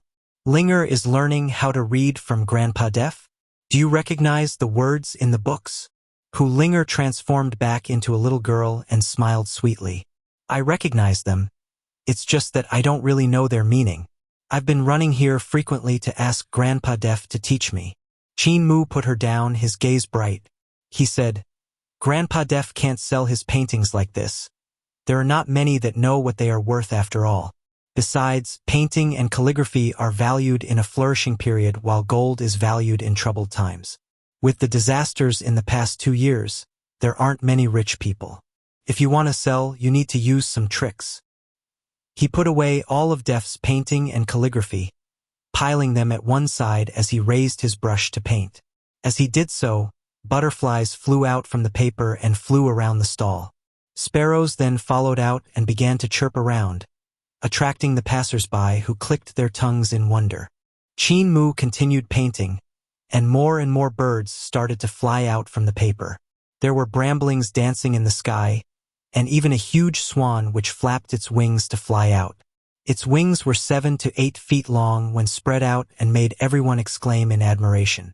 Deaf sneered and said, "Show off. I'm not blind, that frivolous fellow. I have no need to show off like this. Those who know worth will naturally know what's worthy. I won't sell to those that don't even if they beg me." Qin Mu ignored him, and another rainbow-colored phoenix came flying out from the paper. It roamed around Calligraphy and Painting Street to attract even more people. Qin Mu raised his brush to draw a door god, and it actually also jumped out from the painting. He had a tall and large body that inspired people with awe, causing everyone to have no choice but to move back. "Your skill is not there yet." Deaf became angrier and angrier the more he saw and snatched the brush over. He raised it and also drew a door god. Instantly, the awe of a god and a devil burst forth and caused everyone in the street to move back continuously as they saw a god of 300 yards standing up. He had red phoenix eyes, dragon beard, as well as a divine blade at his waist that could vanquish all evil. It looked extraordinary mighty. "This is a door god." Deaf raised his brush, and the door god instantly fell back down. It was still on the painting in vivid detail. Meanwhile, all the butterflies, birds, phoenix, and door god that Qin Mu had drawn changed back into splotches of ink that fell on the ground. Who had the higher skill and who had the lower skill was clearly shown. Qin Mu exclaimed in admiration along with everyone in the surroundings. There were instantly people who came forward wanting to buy the door god. When they said their prices, they immediately blew Deaf's mind. He had been selling paintings here for over 2 months, and if it wasn't for Hu Linger who had found him, he would have starved to death. That's why he didn't expect for a single painting to be sold at such an astonishing price. Hu Linger also jumped in shock and immediately went forward to haggle the price, even if it was actually several times higher than that of the dragon's saliva, which had really made them speechless. One painting from Deaf could earn enough for him to live out the rest of his life luxuriously. Hu Linger sold the painting of the door god and took the money. She then immediately scrolled up the other paintings, and Qin Mu opened his Taotai sack for her to stuff them all inside. The two of them looked at each other and blinked. Their hearts were thinking of the exact same thing. Rare commodity was worth hoarding. If they sold too much, it would become worthless. Qin Mu immediately pulled Deaf away and smiled. "Grandpa Deaf, now that we have money, let us buy some good quality fabric to make a few sets of new clothes for you before eating a good meal. We can meet village chief after that. One more thing, I met a painting path that was completely different from yours on the ship from Carefree Village. What you paint is the world which lets all things walk out of the painting, while the painting path of Carefree Village is a world within the painting." Deaf was originally not willing to leave with Qin Mu, but when he heard what he said, he was instantly moved. He asked, "World within the painting? There's actually such a painting path? Tell me about it in detail." Qin Mu went to buy good fabric in the cloth shop and tailored it personally to make a few sets of clothes for Deaf.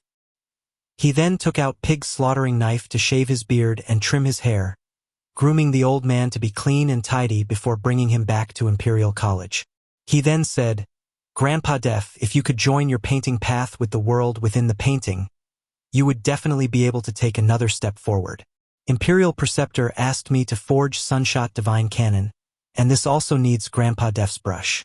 You will need to first paint the Sunshot Divine Cannon, Tales of Hurting Gods." Chapter 356, Bankrupt. "Grandpa Deaf will save me the trouble of drawing the blueprint. The structure of Sunshot Divine Canon is complicated, so if Grandpa Def could draw it into the real world, it would be much easier and simpler to measure it. Making it would be much easier as well. Qin Mu let out a sigh of relief. Def sold paintings for many months, yet he had not sold anything. Then Qin Mu came and helped him to sell one painting, and the money he earned was much more than what he had earned in his entire lifetime. This made the heavenly painting crown prince sigh ruefully. It was due to the fact that the hearts of people were not like they were in the past.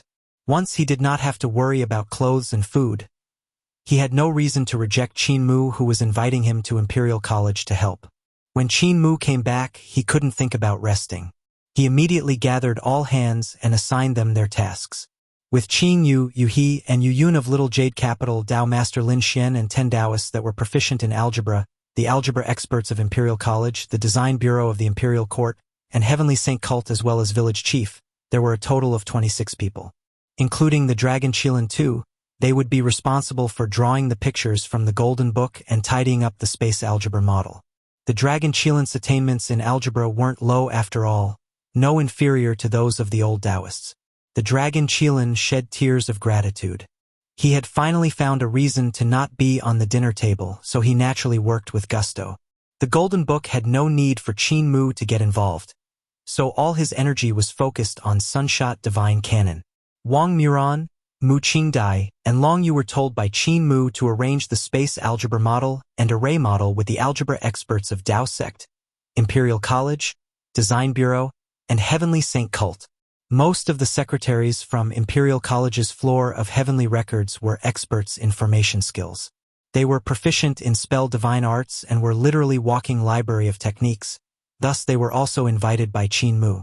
Sunshot Divine Canon was originally a pupil skill called Sunshot Divine Eyes. It was found by Imperial Preceptor, who had then put it in floor of heavenly records. Thus secretaries needed to guide them. Qin Mu interacted with them for several days and mastered the formation skills and structure of Sunshot Divine Eyes, changing them into a sequence of formations needed for Sunshot Divine Canon before finishing its structure. Def observed from the side. When Qin Mu determined the structure, Def immediately began to paint. Even he who was acclaimed as art saint took 5 days to finish the drawing of the Divine Canon. When he finished painting, he brought the blueprints he had drawn to the outskirts of the city and chose an empty land to spread them out. Instantly, a terrifying 300 yards tall cannon battery materialized. The land it occupied was extremely vast, taking up the area of 66 hectares. It was different from true origin cannon since it didn't have a cannon tube. It looked just like a huge platform. Beside it was 2 frames which stretched out on their sides, forming circular arcs. At the top of each was a thick and solid axle. The 2 axles were symmetrical and not joined together. At the end of each was a semicircular fork and a space of 240 yards. The 2 forks floated a divine eye that was blazing with fire, rumbling from time to time. When the eye opened, and a fire beam would burst forth. When the eye closed, it would rotate on the spot. This was the Sunshot Divine Canon designed from Sunshot Divine Eyes by Qin Mu. Several hundred algebra experts immediately surrounded the materialized drawing and climbed onto all corners of the huge cannon battery. They drew, measured, calculated, and broke down the huge construct into numerous components, recording their structure and length without allowing the slightest mistake. The formation markings on each and every one of the components also had to be measured, so there were a lot of calculations. Qin Mu's design of Sunshot Divine Canon hadn't listed every detail. He had designed the main body of the Divine Canon, but there was no factory big enough to construct such an enormous Divine Canon in one go. That's why if he wanted to construct it, he needed to break it down into smaller components and forge them separately before assembling them together. This was the reason why Qin Mu needed so many algebra experts. With all of them working together to measure and calculate, the coordination between them was also a kind of learning. There was no room for error. Qin Mu invited Emperor Yanfeng from the capital and let him coordinate all the algebra experts. Emperor Yanfeng's injuries had completely recovered, but since they were extremely severe and his divine treasures were still tattered, his cultivation had not yet recovered. He still needed to nurse his health. Qin Mu and Little Poison King Fu Yuanqing had treated him by giving him doses of herbs that were too heavy, tormenting him and Eternal Peace Imperial Preceptor quite heavily. Even until then, Emperor Yanfeng was still bearing a grudge. Your Majesty, these algebra experts were all invited by me and aren't the subjects of Your Majesty.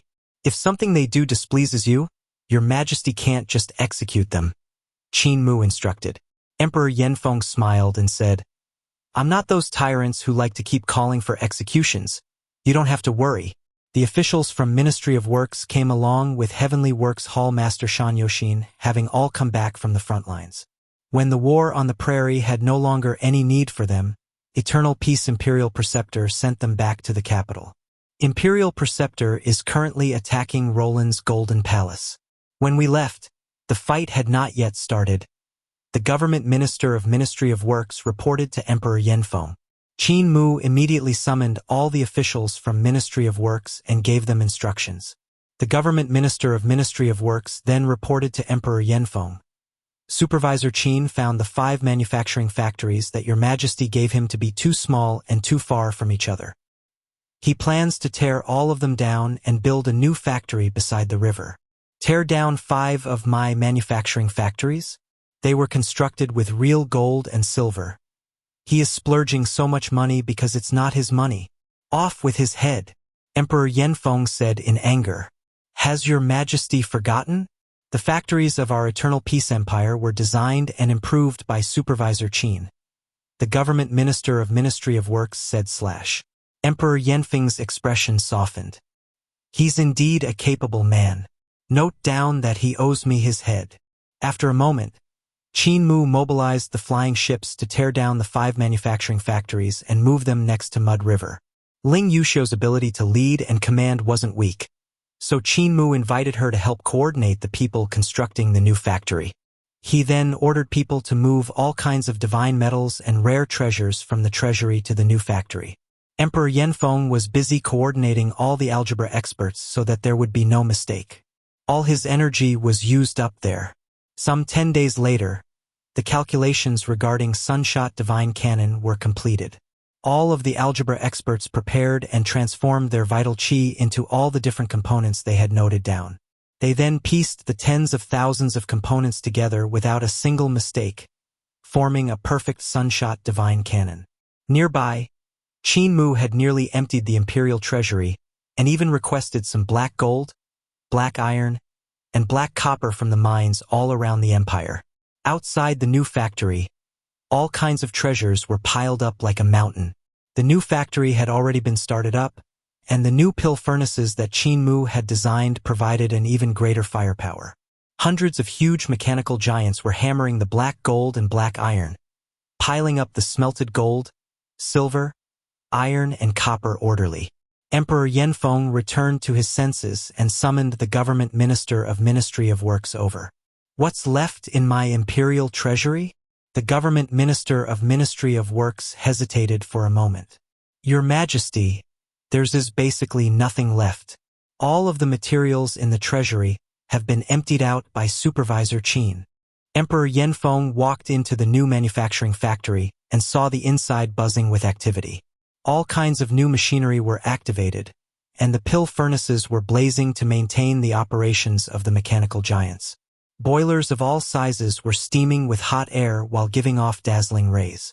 The amount of medicinal stones the new factory consumes in a day is equivalent to the medicinal stones consumed by a medium-scaled war in a day, explained the government minister of Ministry of Works. Supervisor Qin also designed the energy source for the divine cannon, and they are 56 of the strongest pill furnaces. The number of medicinal stones depleted for one activation will be almost the same as the number of medicinal stones Imperial Preceptor had taken to wage war on Barbarian D Empire. Emperor Yanfeng was dumbstruck. After a moment, he slowly said, "It's not his money that's being spent. Where's Supervisor Qin? I would like to ask him if he feels good about splurging my money." Supervisor Qin brought the princess to have a drink. The government minister of Ministry of Works then added carefully. He said he owed someone a drink and that person had been waiting for many days. There's basically nothing else he can do here, so he might as well treat that person to a drink so that he doesn't owe him a favor anymore. When the princess heard it, she decided to follow after him. A small fox also went with them. Supervisor Qin said that he didn't have any good wine, so the princess went to get some tribute wine from the palace. Emperor Yanfeng was angered. I was invited by him and have to hurry here and there, and look what he's doing, running away to drink wine and even my wine. He even brought my daughter to spend time to drink and have fun. Off with his head. The government minister immediately said, Your Majesty, Sunshot Divine Cannon is not done yet. Emperor Yanfeng felt very much refreshed. Then note down that he owes me his head first. Supervisor Qin said that the salary can't be delayed. He has already written the list, so may your Majesty take a look. Emperor Yanfeng took a look and became furious again. So much money? My treasury has already been emptied by him, so where will I get the money for him? Off with his head. Your Majesty, Barbarian D Empire has been conquered and Wolf Store Country is being invaded now, so we will have money soon, the government minister immediately said. Emperor Yanfeng's anger turned into joy and he smiled. Fine. Then just note down that Supervisor Qin owes me his head. I can't treat these heavenly workers badly. We will pay them once we have the money. Is there any news from the northern border? Your Majesty, General of Heavenly Strategies has sent report of a victory. They have broken into Wolf Store Country's king's courtyard and the ruler has surrendered. General of Heavenly Strategies will stand guard at Wolf Store Country, while the Crown Prince will be escorting the ruler of Wolf Store Country. They will reach here either today or tomorrow. Emperor Yanfeng nodded and smiled. There's a lot less to worry about Yushu than his older brother. Supervisor Qin. Emperor Yanfeng raised his hand. Don't talk about him. Change a person. Change to another topic. Grand Chancellor Gu Linwan asked Ministry of Revenue if he could have his salary a month in advance. No money. Emperor Yanfeng sneered and said, Grand Chancellor Gu is always toadying for personal gain. How could he lack money? Lord Gu is really broke. The government minister of Ministry of Works smiled. He spent all his belongings to redeem Junior Protector sword back.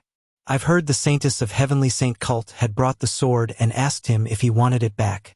Thus Lord Gu became bankrupt. Furthermore, Lord Gu has also helped with the drawing and measuring of the divine canon. So he also made a contribution and thus wanted an advance salary. Emperor Yanfeng asked in puzzlement, Wasn't Junior Protector sword with Supervisor Qin? How did it land in the hands of Heavenly Saint Cult Saintess? Bah! You have mentioned him again. Off with your head. I have not lost just the family's fortune. I've lost the entire empire's fortune. Where will I find any money? All of you want money from me, yet I've already sold almost all the things in the palace that can be sold. Only the dragon robe and the dragon throne are left. I really have nothing left to sell. The government minister smiled and said, Your Majesty, once you unify the prairie and the snow plains, the money will naturally come. Furthermore, with Supervisor Qin improving the manufacturing factories, if we forge all kinds of flying ships and machinery to sell to the merchants, money will naturally flow in like water into our treasury. Emperor Yanfeng sighed. Note down that both you and he owes me their heads. I wonder, with whom does Supervisor Qin plan to drink while bringing my precious daughter along? Tales of Hurting Gods. Chapter 357, True and Fake Overlord Bodies. Young Master Su, have you drank the tribute wine of the Imperial Palace? In Rain Listening Pavilion of the capital city, Qin Mu poured some wine for Su Xianxia while girls were playing instruments and dancing along to the music. He smiled and said, This is the imperial wine that the sixth princess brought. I rarely drink wine, so I don't know if it's good or bad, but what do you think of the taste? Dressed in a male getup, Ling Yuxiu looked around with her beautiful eyes while slightly excited in her heart. The one who herds cows actually brought me to a cat house. If father learned about this, he would definitely execute him. This is the most famous cat house in the capital, Rain Listening Pavilion. But it doesn't seem like that erotic place from the legends. Hu Linger and the girls of Rain Listening Pavilion were very familiar, so she had long run away to gossip with her friends. Even though Su Xianxia had stepped into a place of hardships, he still looked untainted as he enjoyed the fine wine. The wine of the imperial court may be good, but it still can't be compared to the fine wine of my high heavens. It should be the time in the cellar that's not long enough. If Cult Master Qin drank the fine wine of my high heavens before drinking this wine, he would definitely be able to taste the difference. Ling Yuxiu looked at the youth in front of Qin Mu with curiosity. Su Xianxia was exquisite, as if he was made of jade. He didn't look like a real human. There were no faults to point out in his appearance, dressing, actions, or even words. On the other hand, Qin Mu, who was sitting in front of him, had numerous small faults. His appearance wasn't too beautiful. Even though he didn't look bad, he couldn't be compared to Su Xianxia. Qin Mu was slightly robust and gave people the feeling that he was full of vigor. Even when he was busy and had no time to sleep, he still seemed to be in high spirits. Su Xianxia, on the other hand, seemed reserved and steady. He gave off a presence as if he wouldn't be alarmed even if the sky fell, his heart as still as water. Qin Mu was sometimes overly humble and was sometimes overly arrogant. Even though his heart was kind, it was also evil. Sometimes he was dense, yet at other times he could pluck on other people's heartstrings like flowers blooming in spring. Qin Mu was careful when doing things at times, to the point that not one drop of water could leak out, but at other times he was rough and rushed into things headlong with brute force. He would frequently cause trouble like that.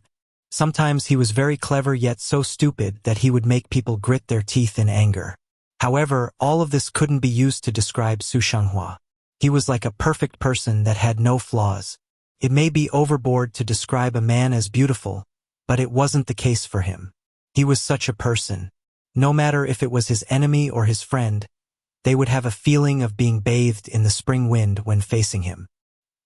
He's so fake that there's nothing true about him. Ling Yuxiu took a glance at the two girls behind him and felt pity for them.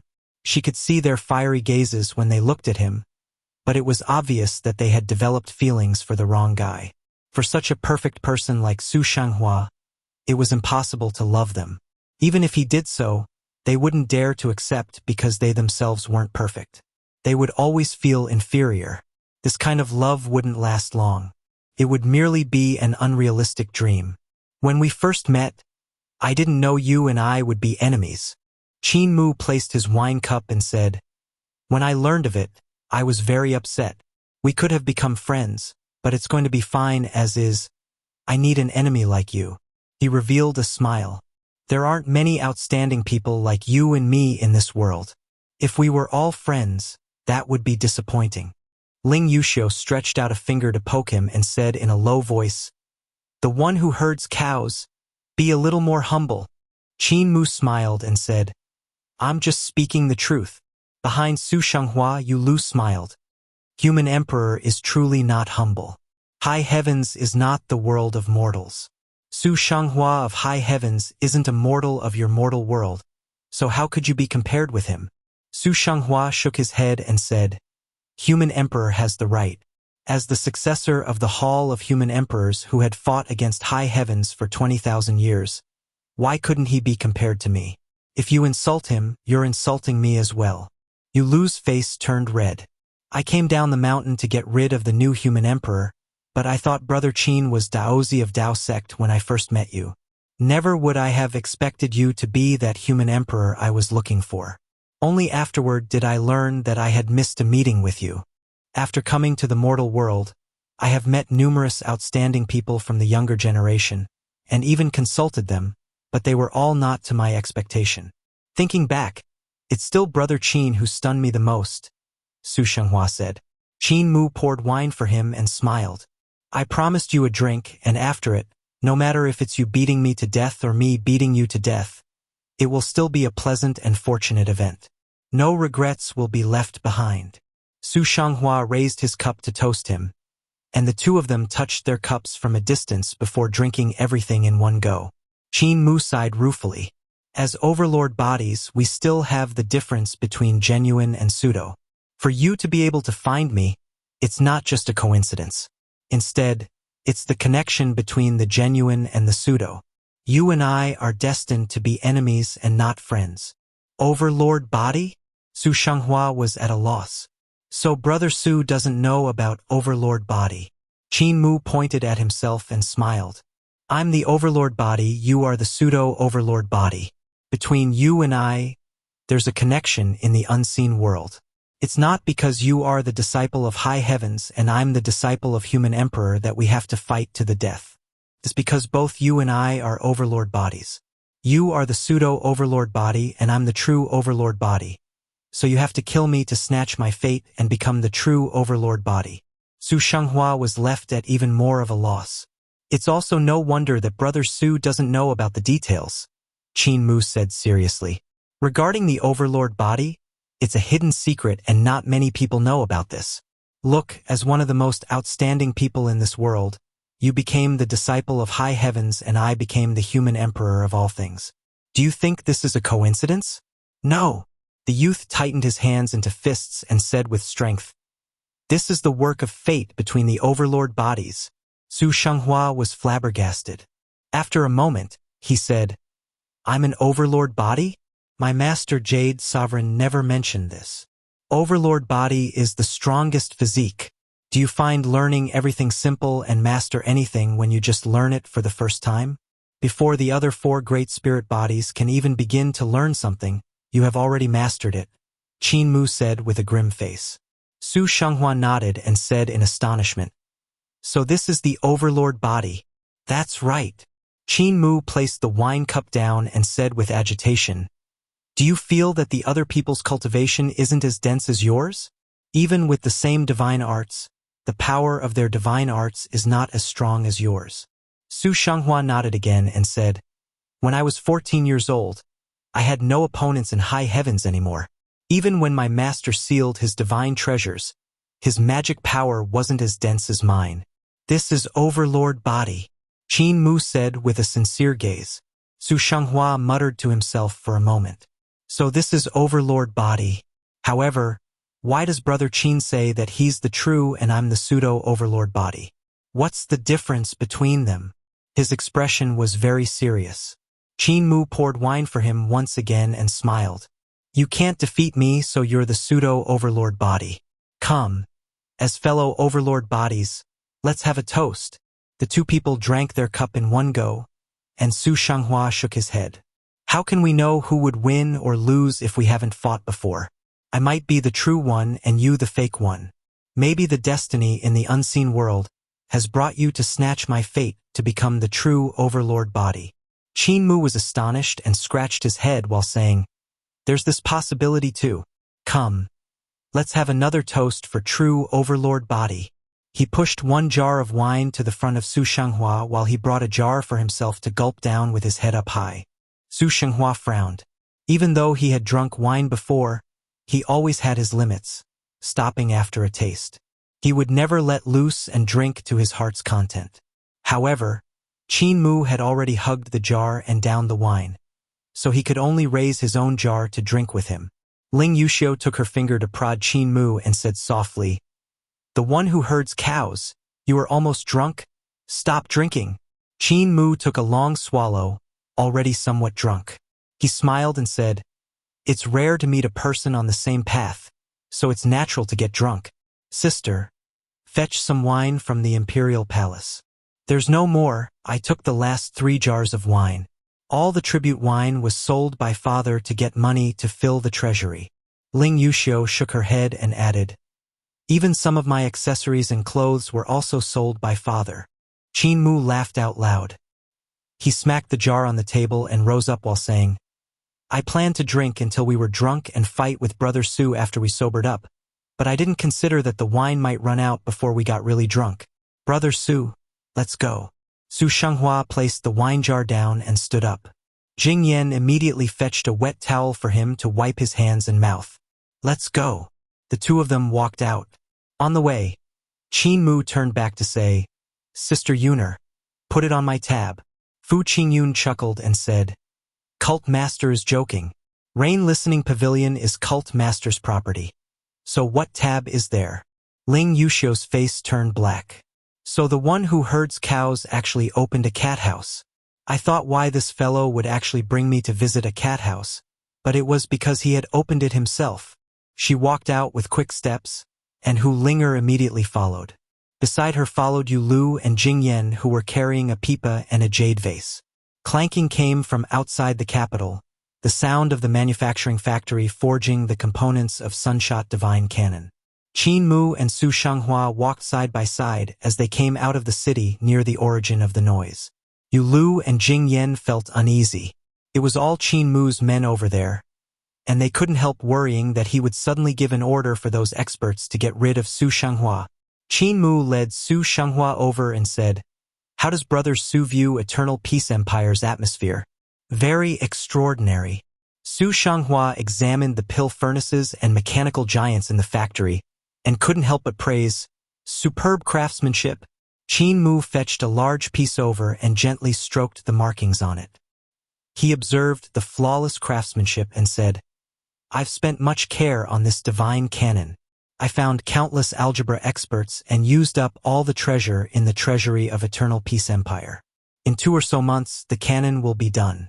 If you will be still alive by then, you must come and take a look. This divine cannon is used to kill high heavens." Su Xianghua's heart trembled slightly, and he carefully examined the markings. With a grim face, he then went to check markings on other components. Qin Mu let him walk around freely as he waited quietly with his hands behind his back. He thought to himself, "Your heart got messed up before the fight even began, so you have already lost. Brother Su, you've still had too few life and death experiences." Tales of Hurting Gods. Chapter 358. Exhausted to Death. It wasn't only cultivation, divine arts, and techniques that influenced life and death battles. The mind and knowledge also affected them. Regarding this point, Qin Mu was well experienced. There were numerous experts in Tao sect who would usually calm their hearts down, burn incenses, and take a bath before their life and death battle. Some would even meditate for 3 days to get rid of all the distracting thoughts in their mind, to not let any thoughts affect their thoughts in battle. They would let them flow naturally. Even though Su Xianxia said that he had beat the entire high heavens and had no opponents on the same realm, the fights in high heavens were usually not those of life and death battle. He had too little experience in this field and could be said to be a blank piece of paper. Even though the mortal world was tainted to him, it had numerous life and death battles.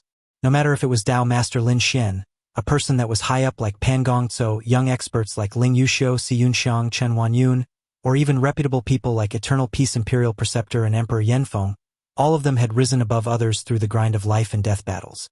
In terms of knowledge in battles, they surpassed Su Xianxia by miles. If it was Qin Mu, he would never go and check the components of enemy Sunshot Divine Cannon before a life and death battle. It was because that would deplete his brain power too much.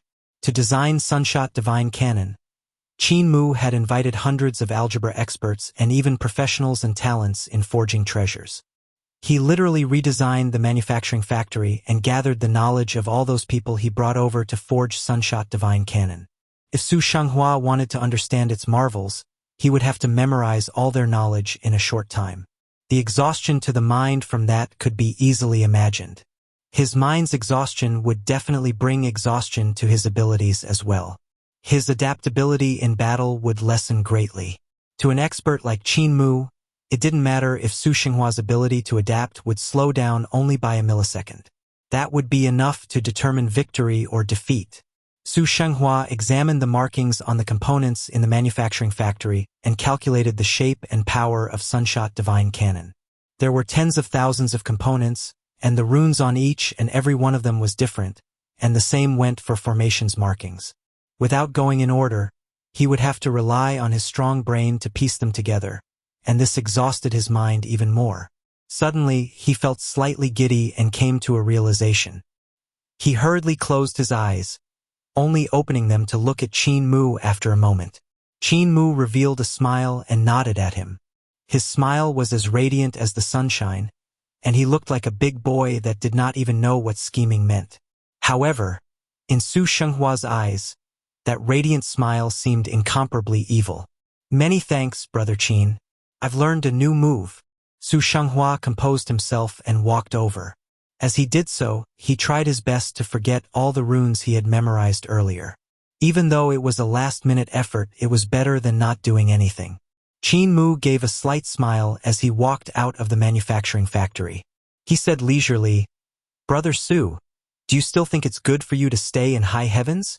Su Xianxia shook his head. "While staying in high heavens, I never experienced true battles, and that did slow my growth. The mortal world is indeed a place for people to grow, and since Brother Qin grew up here, you are truly the most terrifying opponent I've met." The two of them walked side by side up the mud river. Behind them, Hu Linger, Ling Yuxiu, Yu Lu, and Jingyang followed and stepped onto the river surface. At that moment, numerous Taoists walked out from the manufacturing factory, led by Tao Master Lin Xian. They followed them step for step and came to the river. Tao Master Lin Xian looked over with astonishment. He ignored the four girls, his gaze falling on Qin Mu and Su Xianxia who were walking on the river. "Tao Master, those two youths are both very strong," an old Taoist said in a low voice. "We all know Cult Master Qin. His methods are profound, but what's the origin of the other youth?" "High heavens, Su Xianxia. I met him when I followed Master to Little Jade Capital." Tao Master Lin Xian's gaze flickered. "He defeated me in 5 moves. The hearts of numerous Taoists of Tao sect trembled. Even Qin Mu could not say to be able to defeat Tao Master Lin Xian in 5 moves. Over the years, Tao Master Lin Xian had cultivated along old Tao Master, and his attainments in algebra had gotten even deeper. His comprehension of Tao sword had also become higher and higher. His ability was definitely not inferior to that of old Tao Master back then, and might even surpass his.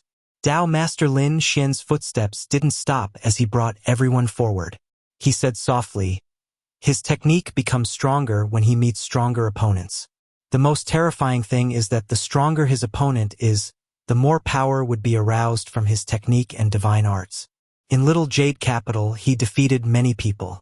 I would like to know if there's someone who can receive his divine arts, someone who can force him to break through the limits of his technique and divine arts, to reach the limit. Human Emperor might be such a person." Tao Master's fighting spirit suddenly became vigorous, but he controlled it so that it wouldn't interfere with the two fighters. The river water surged. Qin Mu and Su Xianxia didn't stop in their footsteps and continued to walk forward. Soon, they crossed to the opposite shore of the river, but their feet didn't stop. "He's giving me a chance to rest." Su Xianxia learned another move, and his heart slightly trembled. "He brought me to the manufacturing factory to make me exhaust my brain power and get the upper hand. Now he's giving me the chance to rest, which shows that he doesn't care if my brain power is exhausted or not, since from the start he was the one standing higher. I exhausted my brain power moments ago, and now he is putting pressure on the mental level. He's making me feel like I'm inferior to him." Even though Su Xianxia understood Qin Mu's way of thinking, he had already sunk into the trap and couldn't break free. When he met with Qin Mu and drank wine with him in Rain Listening Pavilion, the battle had already begun. From then on, he had fallen into Qin Mu's tempo, and the other's plan had worked without a hitch. If the two of them made a move, one could imagine how overbearing and unrestrained Qin Mu's attack would be. Overlord body is indeed extraordinary. Su Xianxia composed himself, his gaze flickering. "However, I'm also an overlord body. As a fellow overlord body, I won't be weaker than him." Their footsteps gradually became matched, but one walked first while the other second. Whenever Qin Mu took a step forward, Su Xianxia would do so as well. He was like a shadow, giving people a weird feeling. The 4 girls following after them saw this sight. The 2 big boys were walking one after another, with the one in front revealing the back of his heart to the one in the back, yet the one they're following step for step, but not taking the chance to land a fatal blow. Instead, he looked like he had been roped in and was walking forward unwillingly. Young Master is in a disadvantageous position. The hearts of Yu Lu and Jing Yan trembled slightly. It was their first time seeing Su Xianxia in a disadvantageous position before the fight had even started. In high heavens, Su Xianxia was beyond outstanding and had astonished all the gods there. He was praised as the person with the highest aptitude in 500 years. And when Su Xianxia came to the mortal world, he was worthy of his reputation. Pan Gongzhou of Roland's Golden Palace had avoided the battle. Great Thunderclap Monastery didn't want to fight. Dao Zilin had been challenged and defeated along with the experts of Little Jade Capital, while the Hall of 3 Eons and Hall of 5 Cheese tests were passed successfully. Yet right then, Su Xianxia had met the most terrifying opponent. Qin Mu brought Su Xianxia for 100 miles, but he was also slightly shocked. Until then, Su Xianhua's footsteps were still not in order, and there were no flaws in his movements. This was something that was nearly impossible. Even Pan Gong Tso, that old monster which had lived for 10,000 years, couldn't remain walking this steadily. Pan Gong Tso was skilled in the techniques and divine arts of Great Thunderclap Monastery, Dao Sect, Little Jade Capital, and Heavenly Devil Cult. But if he was suppressed by Qin Mu and got led by him, he would start to wobble when after 10 miles, changing his body movement to ensure he wouldn't reveal any flaw. When it would come to 20 miles, Pan Gong Tso would start to reveal his flaws and find it hard to change. When it would come to 21 miles, Pan Gong Tso would attack Qin Mu first, trying to take the key moment or else he would definitely die. If Pan Gong Tso continued to follow Qin Mu's footsteps and did not attack, he would die at 24 miles. He would definitely be killed by Qin Mu in one strike. Yet Su Xianxia could always match Qin Mu's footsteps, and even if he was led, his footsteps and body movements did not falter. Thus he was invulnerable. From Mud River to over 100 miles away, he didn't reveal any flaws. Wang Muran said his techniques and divine arts are very strange, becoming stronger when meeting stronger opponents. The stronger the opponent is, the faster they would lose at his hands. His divine arts are all adapted on the spot and created in battle. This kind of technique is definitely extremely high level. It must have surpassed technique and entered straight into the level of skill upon being mastered. Qin Mu became more and more excited. He didn't turn back, but instead continued to walk forward at an increasing speed. Su Xinghua's technique was very mystical, allowing him to surpass technique and go straight into the level of creating divine arts. Qin Mu wanted to test the limits of that techniques and see how it fared when compared to Overlord Body 3 Elixir technique. His footsteps became faster and faster while his aura became stronger and stronger. He flew forward as fast as lightning, but his footsteps were still as calm as before. There was no sense of hurry. Su Xianxia followed after, and his footsteps were still steady, without any sign of a mistake. Their speed became faster and faster.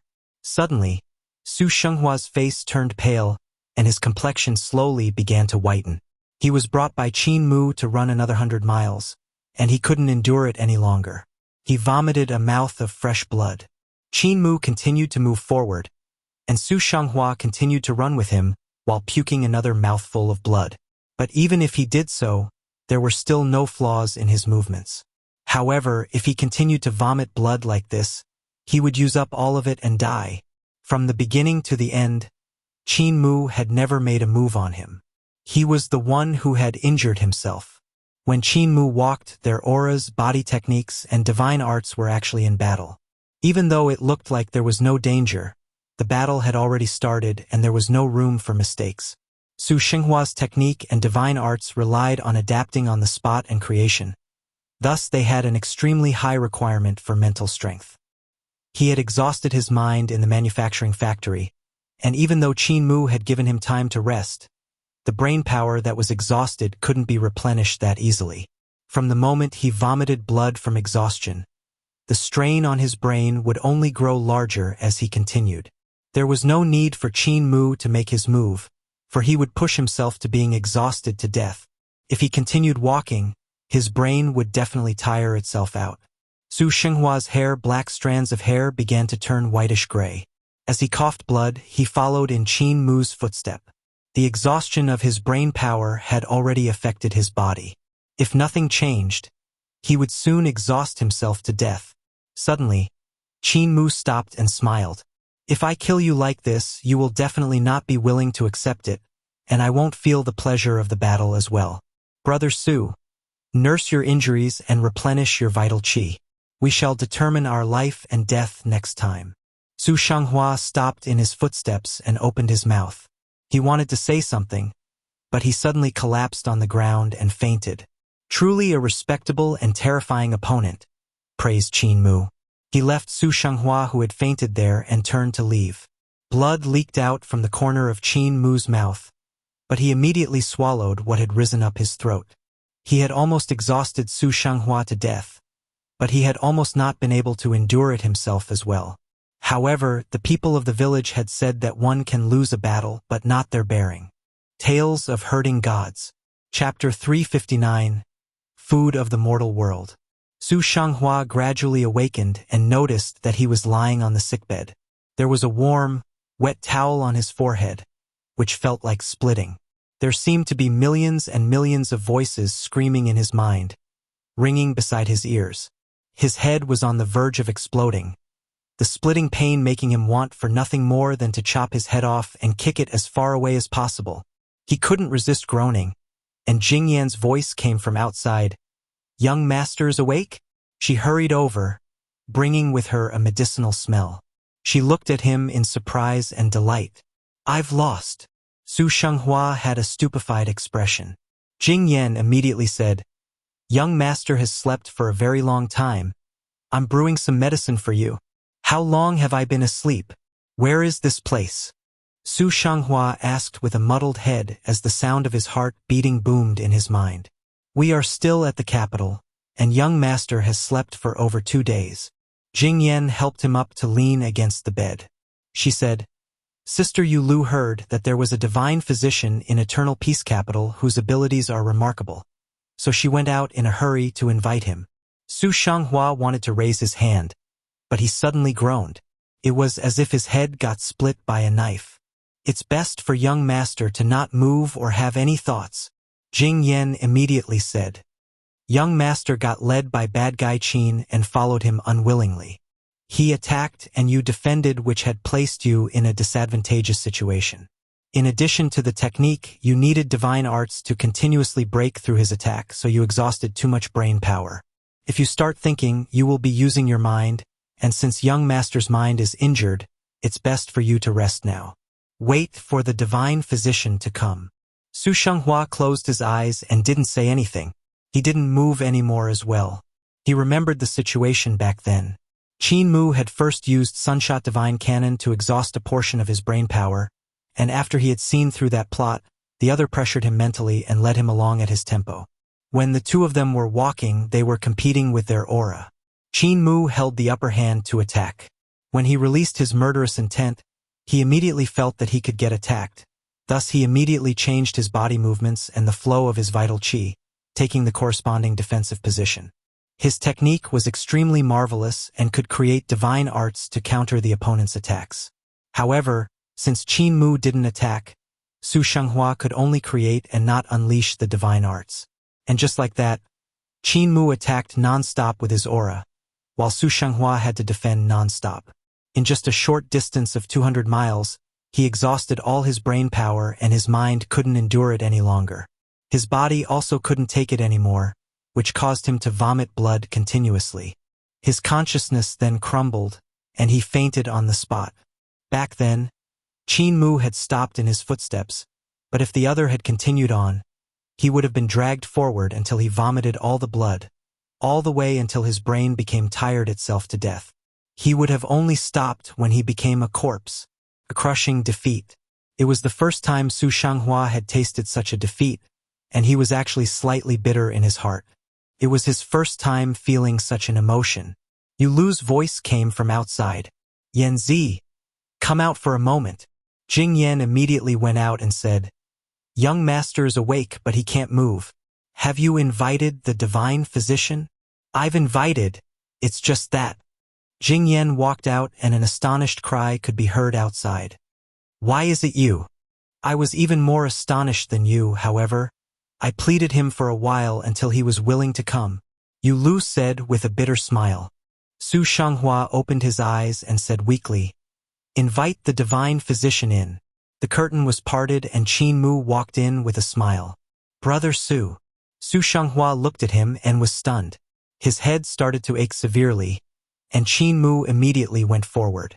He took out a few spirit Buddha pills for him to consume and said with a smile, "It's best if your mind doesn't fluctuate too much. I've experienced a situation like yours before as well." My body was exhausted by cultivating a technique, to the point I almost died. Your symptoms are from overexertion of your mind and brain power beyond the limits of your body. Your injuries are actually not severe and you can recover in a month or two by nursing it slowly. However, with me treating you, you'll be fine in half a day. Su Xianxia consumed spirit Buddha pills and felt much more comfortable. His head was still aching, but it wasn't as severe as before. He could slowly control his arms and legs, and his body also seemed to belong to him once more. "You're also a divine physician?" he croaked. "I can't be considered a divine physician. My attainments in the art of healing are at most number 2.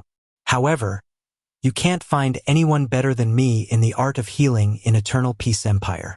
Qin Mu diagnosed his condition for a moment and wrote down a prescription for Yu Lu to grab some herbs. He smiled and said, "With my spirit herbs nursing you, the deficiency in your body will recover in 2-3 days. Victory and defeat are commonplace in military operations, and it's also common for us cultivators. Don't put it to heart." Su Xianxia looked at him in the face and suddenly sighed. "There are some places in which I'm really inferior to you. You scheme to defeat me, but I can't bear any hatred for you. I have come under the orders of my master to kill you and only wanted to return to high heavens after accomplishing my mission. Never would have I expected to treat you as a friend." Qin Mu sighed. "Overlord bodies are hard to find. However, you and I can only be enemies. It's impossible for us to be friends." Both of them fell silent.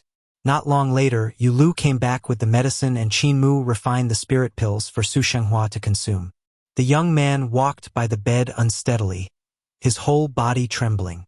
He frowned and said, "I can clearly feel that the injuries are recovering, but why can't I stand steadily? My hand is still shaking." Qin Mu pondered it for a moment, then his eyes lighted up. He smiled. "I know what illness you're suffering. Follow me." When he said that, he walked outside. Su Xianxia wanted to follow him, but his body was still shaking.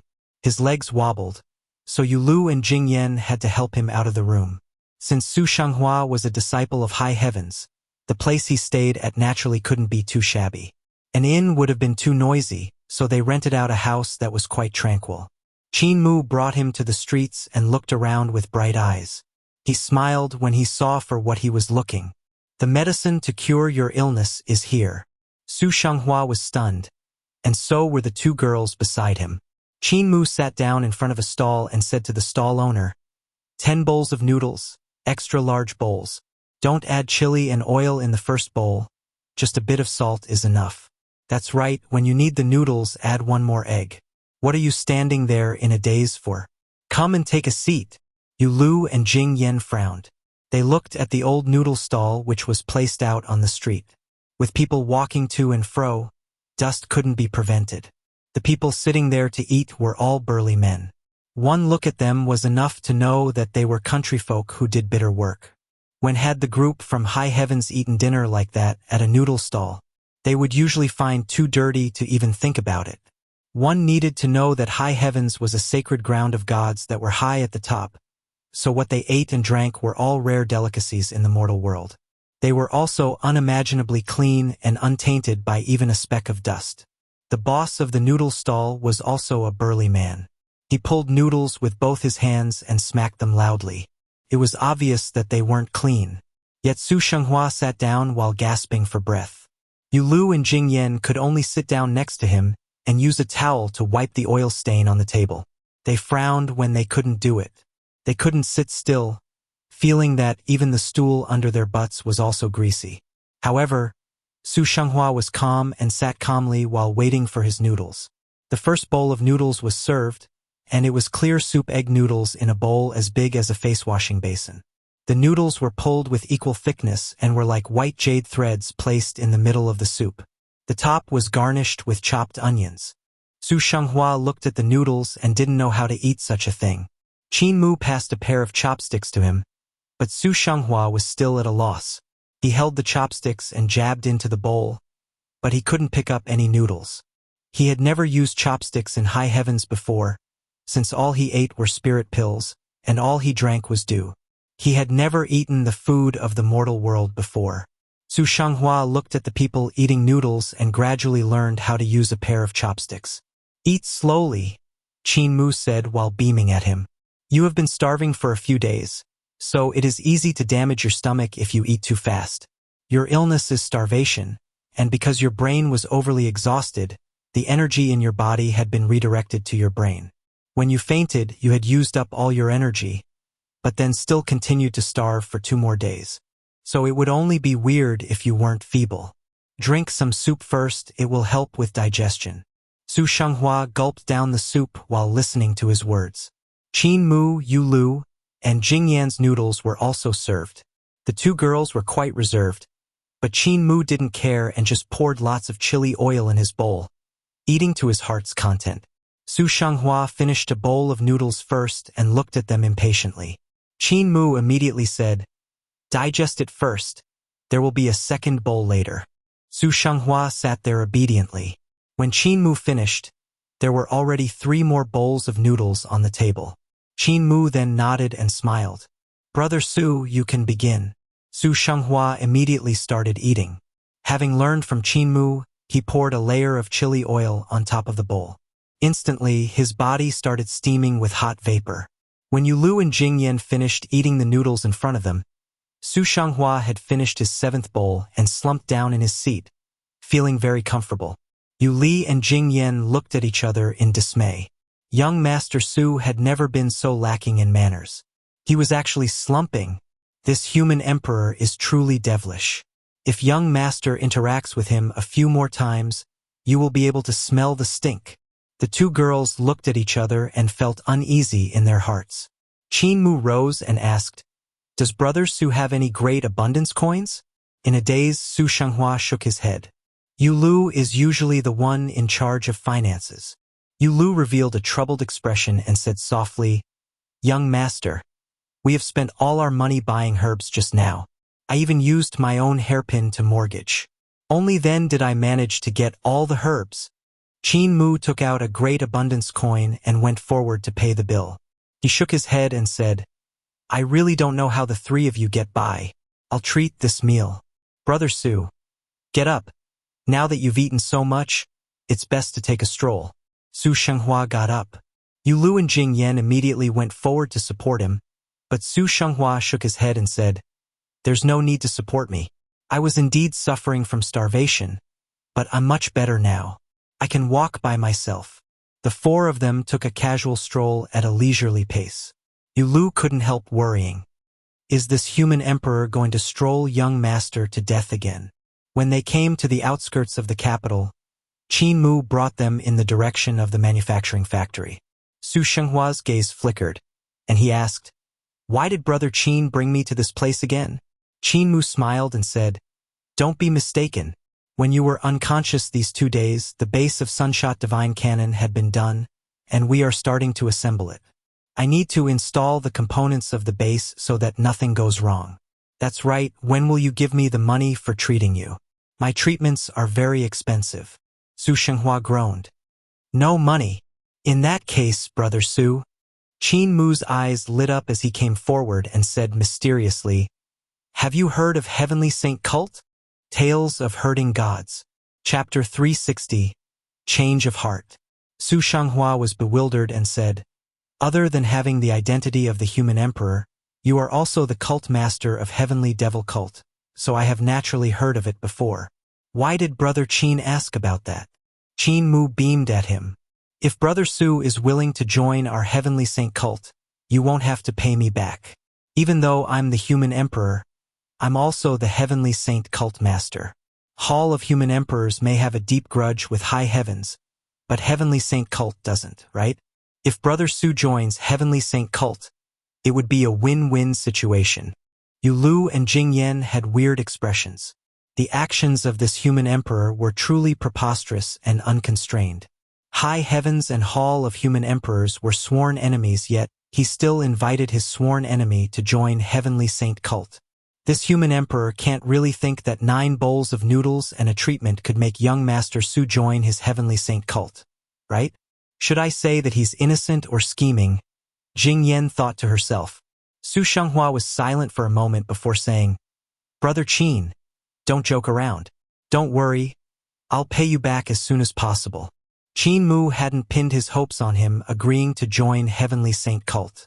Even though Heavenly Saint Cult wasn't sworn enemies with High Heavens, Saint Woodcutter of Heavenly Saint Cult and first-generation Human Emperor of Hall of Human Emperors were both from founding Emperor era. They had the same goal, just that their methods were different. Hall of Human Emperors relied on fighting to achieve their goal, while Heavenly Saint Cult relied on the philosophy of the common people to push the world to improve to reach their goal. The ending point for both of the sacred grounds was to overthrow the rule of gods and build the world in their hearts. And regarding this point, their philosophy was naturally conflicting with High Heavens. Numerous divine arts practitioners flooded out from the manufacturing factory. They executed their vital qi and lifted up huge components. With them floating in the air, Qin Mu walked around in the sky to adjust their positions. Even though it was only the base of Sunshot Divine Cannon, the formation markings were extremely complicated, especially the 56 pill furnaces that Qin Mu had personally designed. Every one of them was huge and hard to forge it as a whole. They required the assembly of more than 100 components, and the connection of the formation markings couldn't have any mistakes. Qin Mu used tenon structure, so there was no need for any hammering when piecing them together. As long as they were locked together, they would become incomparably sturdy and be able to withstand an extremely huge impact. Furthermore, even if Sunshot Divine Cannon was damaged by the opponent and a portion of it stopped working, it could be removed and quickly replaced by new, working parts. After the replacement, the Divine Cannon could then be used once again without any decrease in power. When connecting the base of the Divine Cannon, numerous officials gathered outside the manufacturing factory. Emperor Yanfeng had also come out. It was obvious that he placed a lot of importance on the Divine Cannon. Supervisor Qin's tenon structure could also be used for spirit weapons and flying ships on the battlefield. Emperor Yanfeng was full of praises when he spoke to the government minister of Ministry of Works. I feel that we can promote this to the entire army. If the flying swords and flying ships were all made using tenon structure, we could reduce the losses during wartime drastically. The government minister of Ministry of Works nodded. However, it would be difficult to forge them. With the new manufacturing factory that Supervisor Qin designed, forging each and every component of a flying sword wouldn't be that difficult.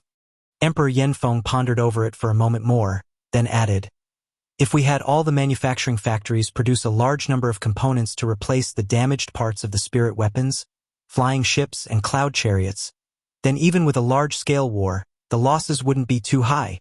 Your Ministry of Works should go and learn so you can popularize this kind of manufacturing factory. Just as he was saying that, Qin Mu gave the order to piece everything together. The hundreds of divine arts practitioners connected the center components, and a circular plate with an area of 6 areas was formed.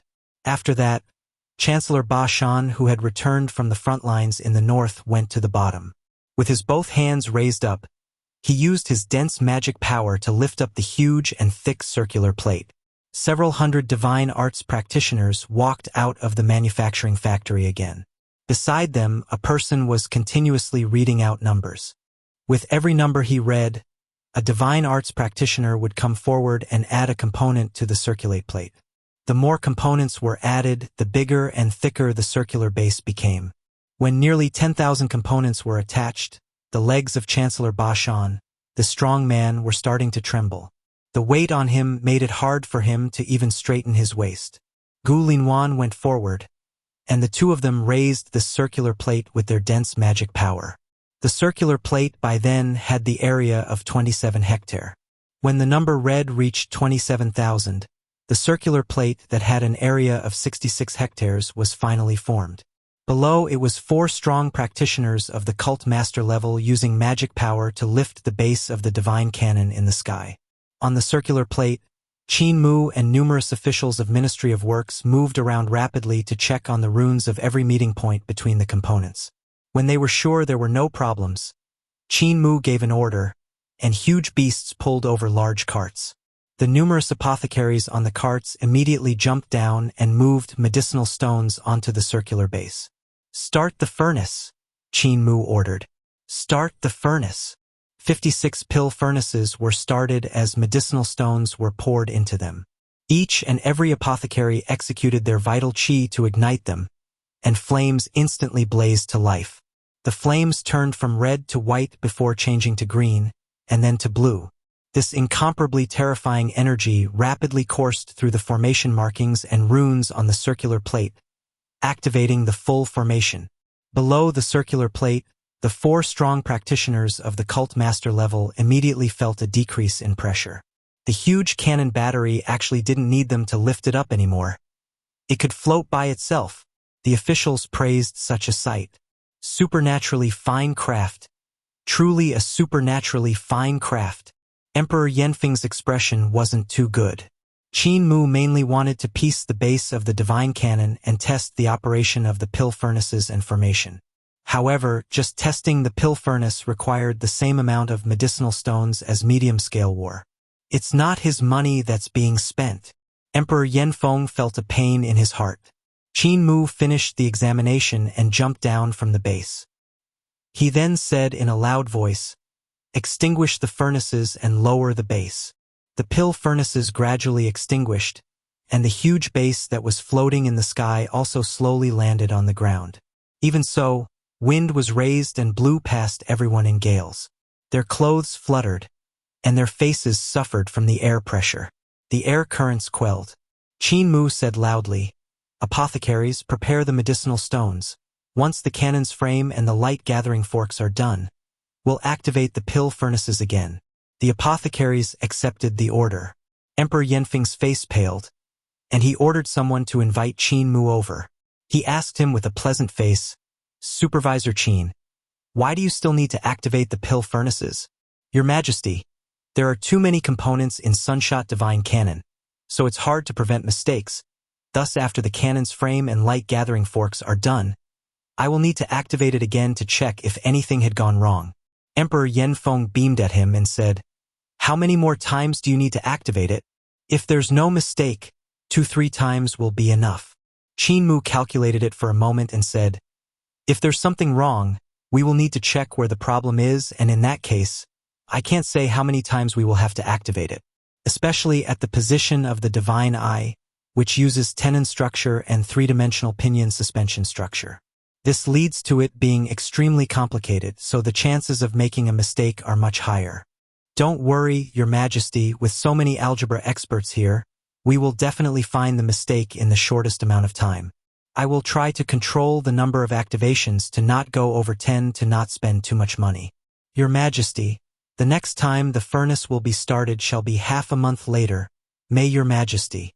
In that case, that's good. That's good. I won't be coming, so you shall settle everything yourself. Government Minister, escort me back to the palace." Qin Mu saw the emperor off as he got escorted back by a few officials while shaking. He was bewildered in his heart. Could the emperor have not healed yet? That's not right. Little Poison King and I had clearly cured him. Su Xianxia looked at the huge circular plate with a grim face. Qin Mu walked over to him with a smile and asked, "Brother Su, what do you think about this cannon battery? It's the work of gods, a supernaturally fine craft." Su Xianxia took a glance at him and said, "Brother Qin spends all his energy on things like this, so I think that he will soon be defeated by me. You're a divine physician and also a heavenly worker at the same time, which makes it impossible for you to place all your energy on cultivation. As time goes by, your cultivation will be surpassed by mine, and you'll suffer a crushing defeat. Brother Su knows how to use mind tactics." Qin Mu smiled and said, "You don't want me to forge this divine cannon and also want to beat down on my confidence. However, to me, no matter if it's the art of healing or the heavenly works, they are both a kind of cultivation where I can apply my abilities. Actually, if I wanted to defeat you, it would be very simple for me to poison you or even forge a powerful weapon to blow you into smithereens, for these are also my abilities." Su Xianghua's heart sunk, and he said, "Those aren't true means." Qin Mu laughed loudly and patted his shoulder. "We as the overlord bodies, whatever we learn, we can't just focus on cultivation. The next time you challenge me, will you know if I decide to beat you with bare hands, poison you, or smash you with treasures?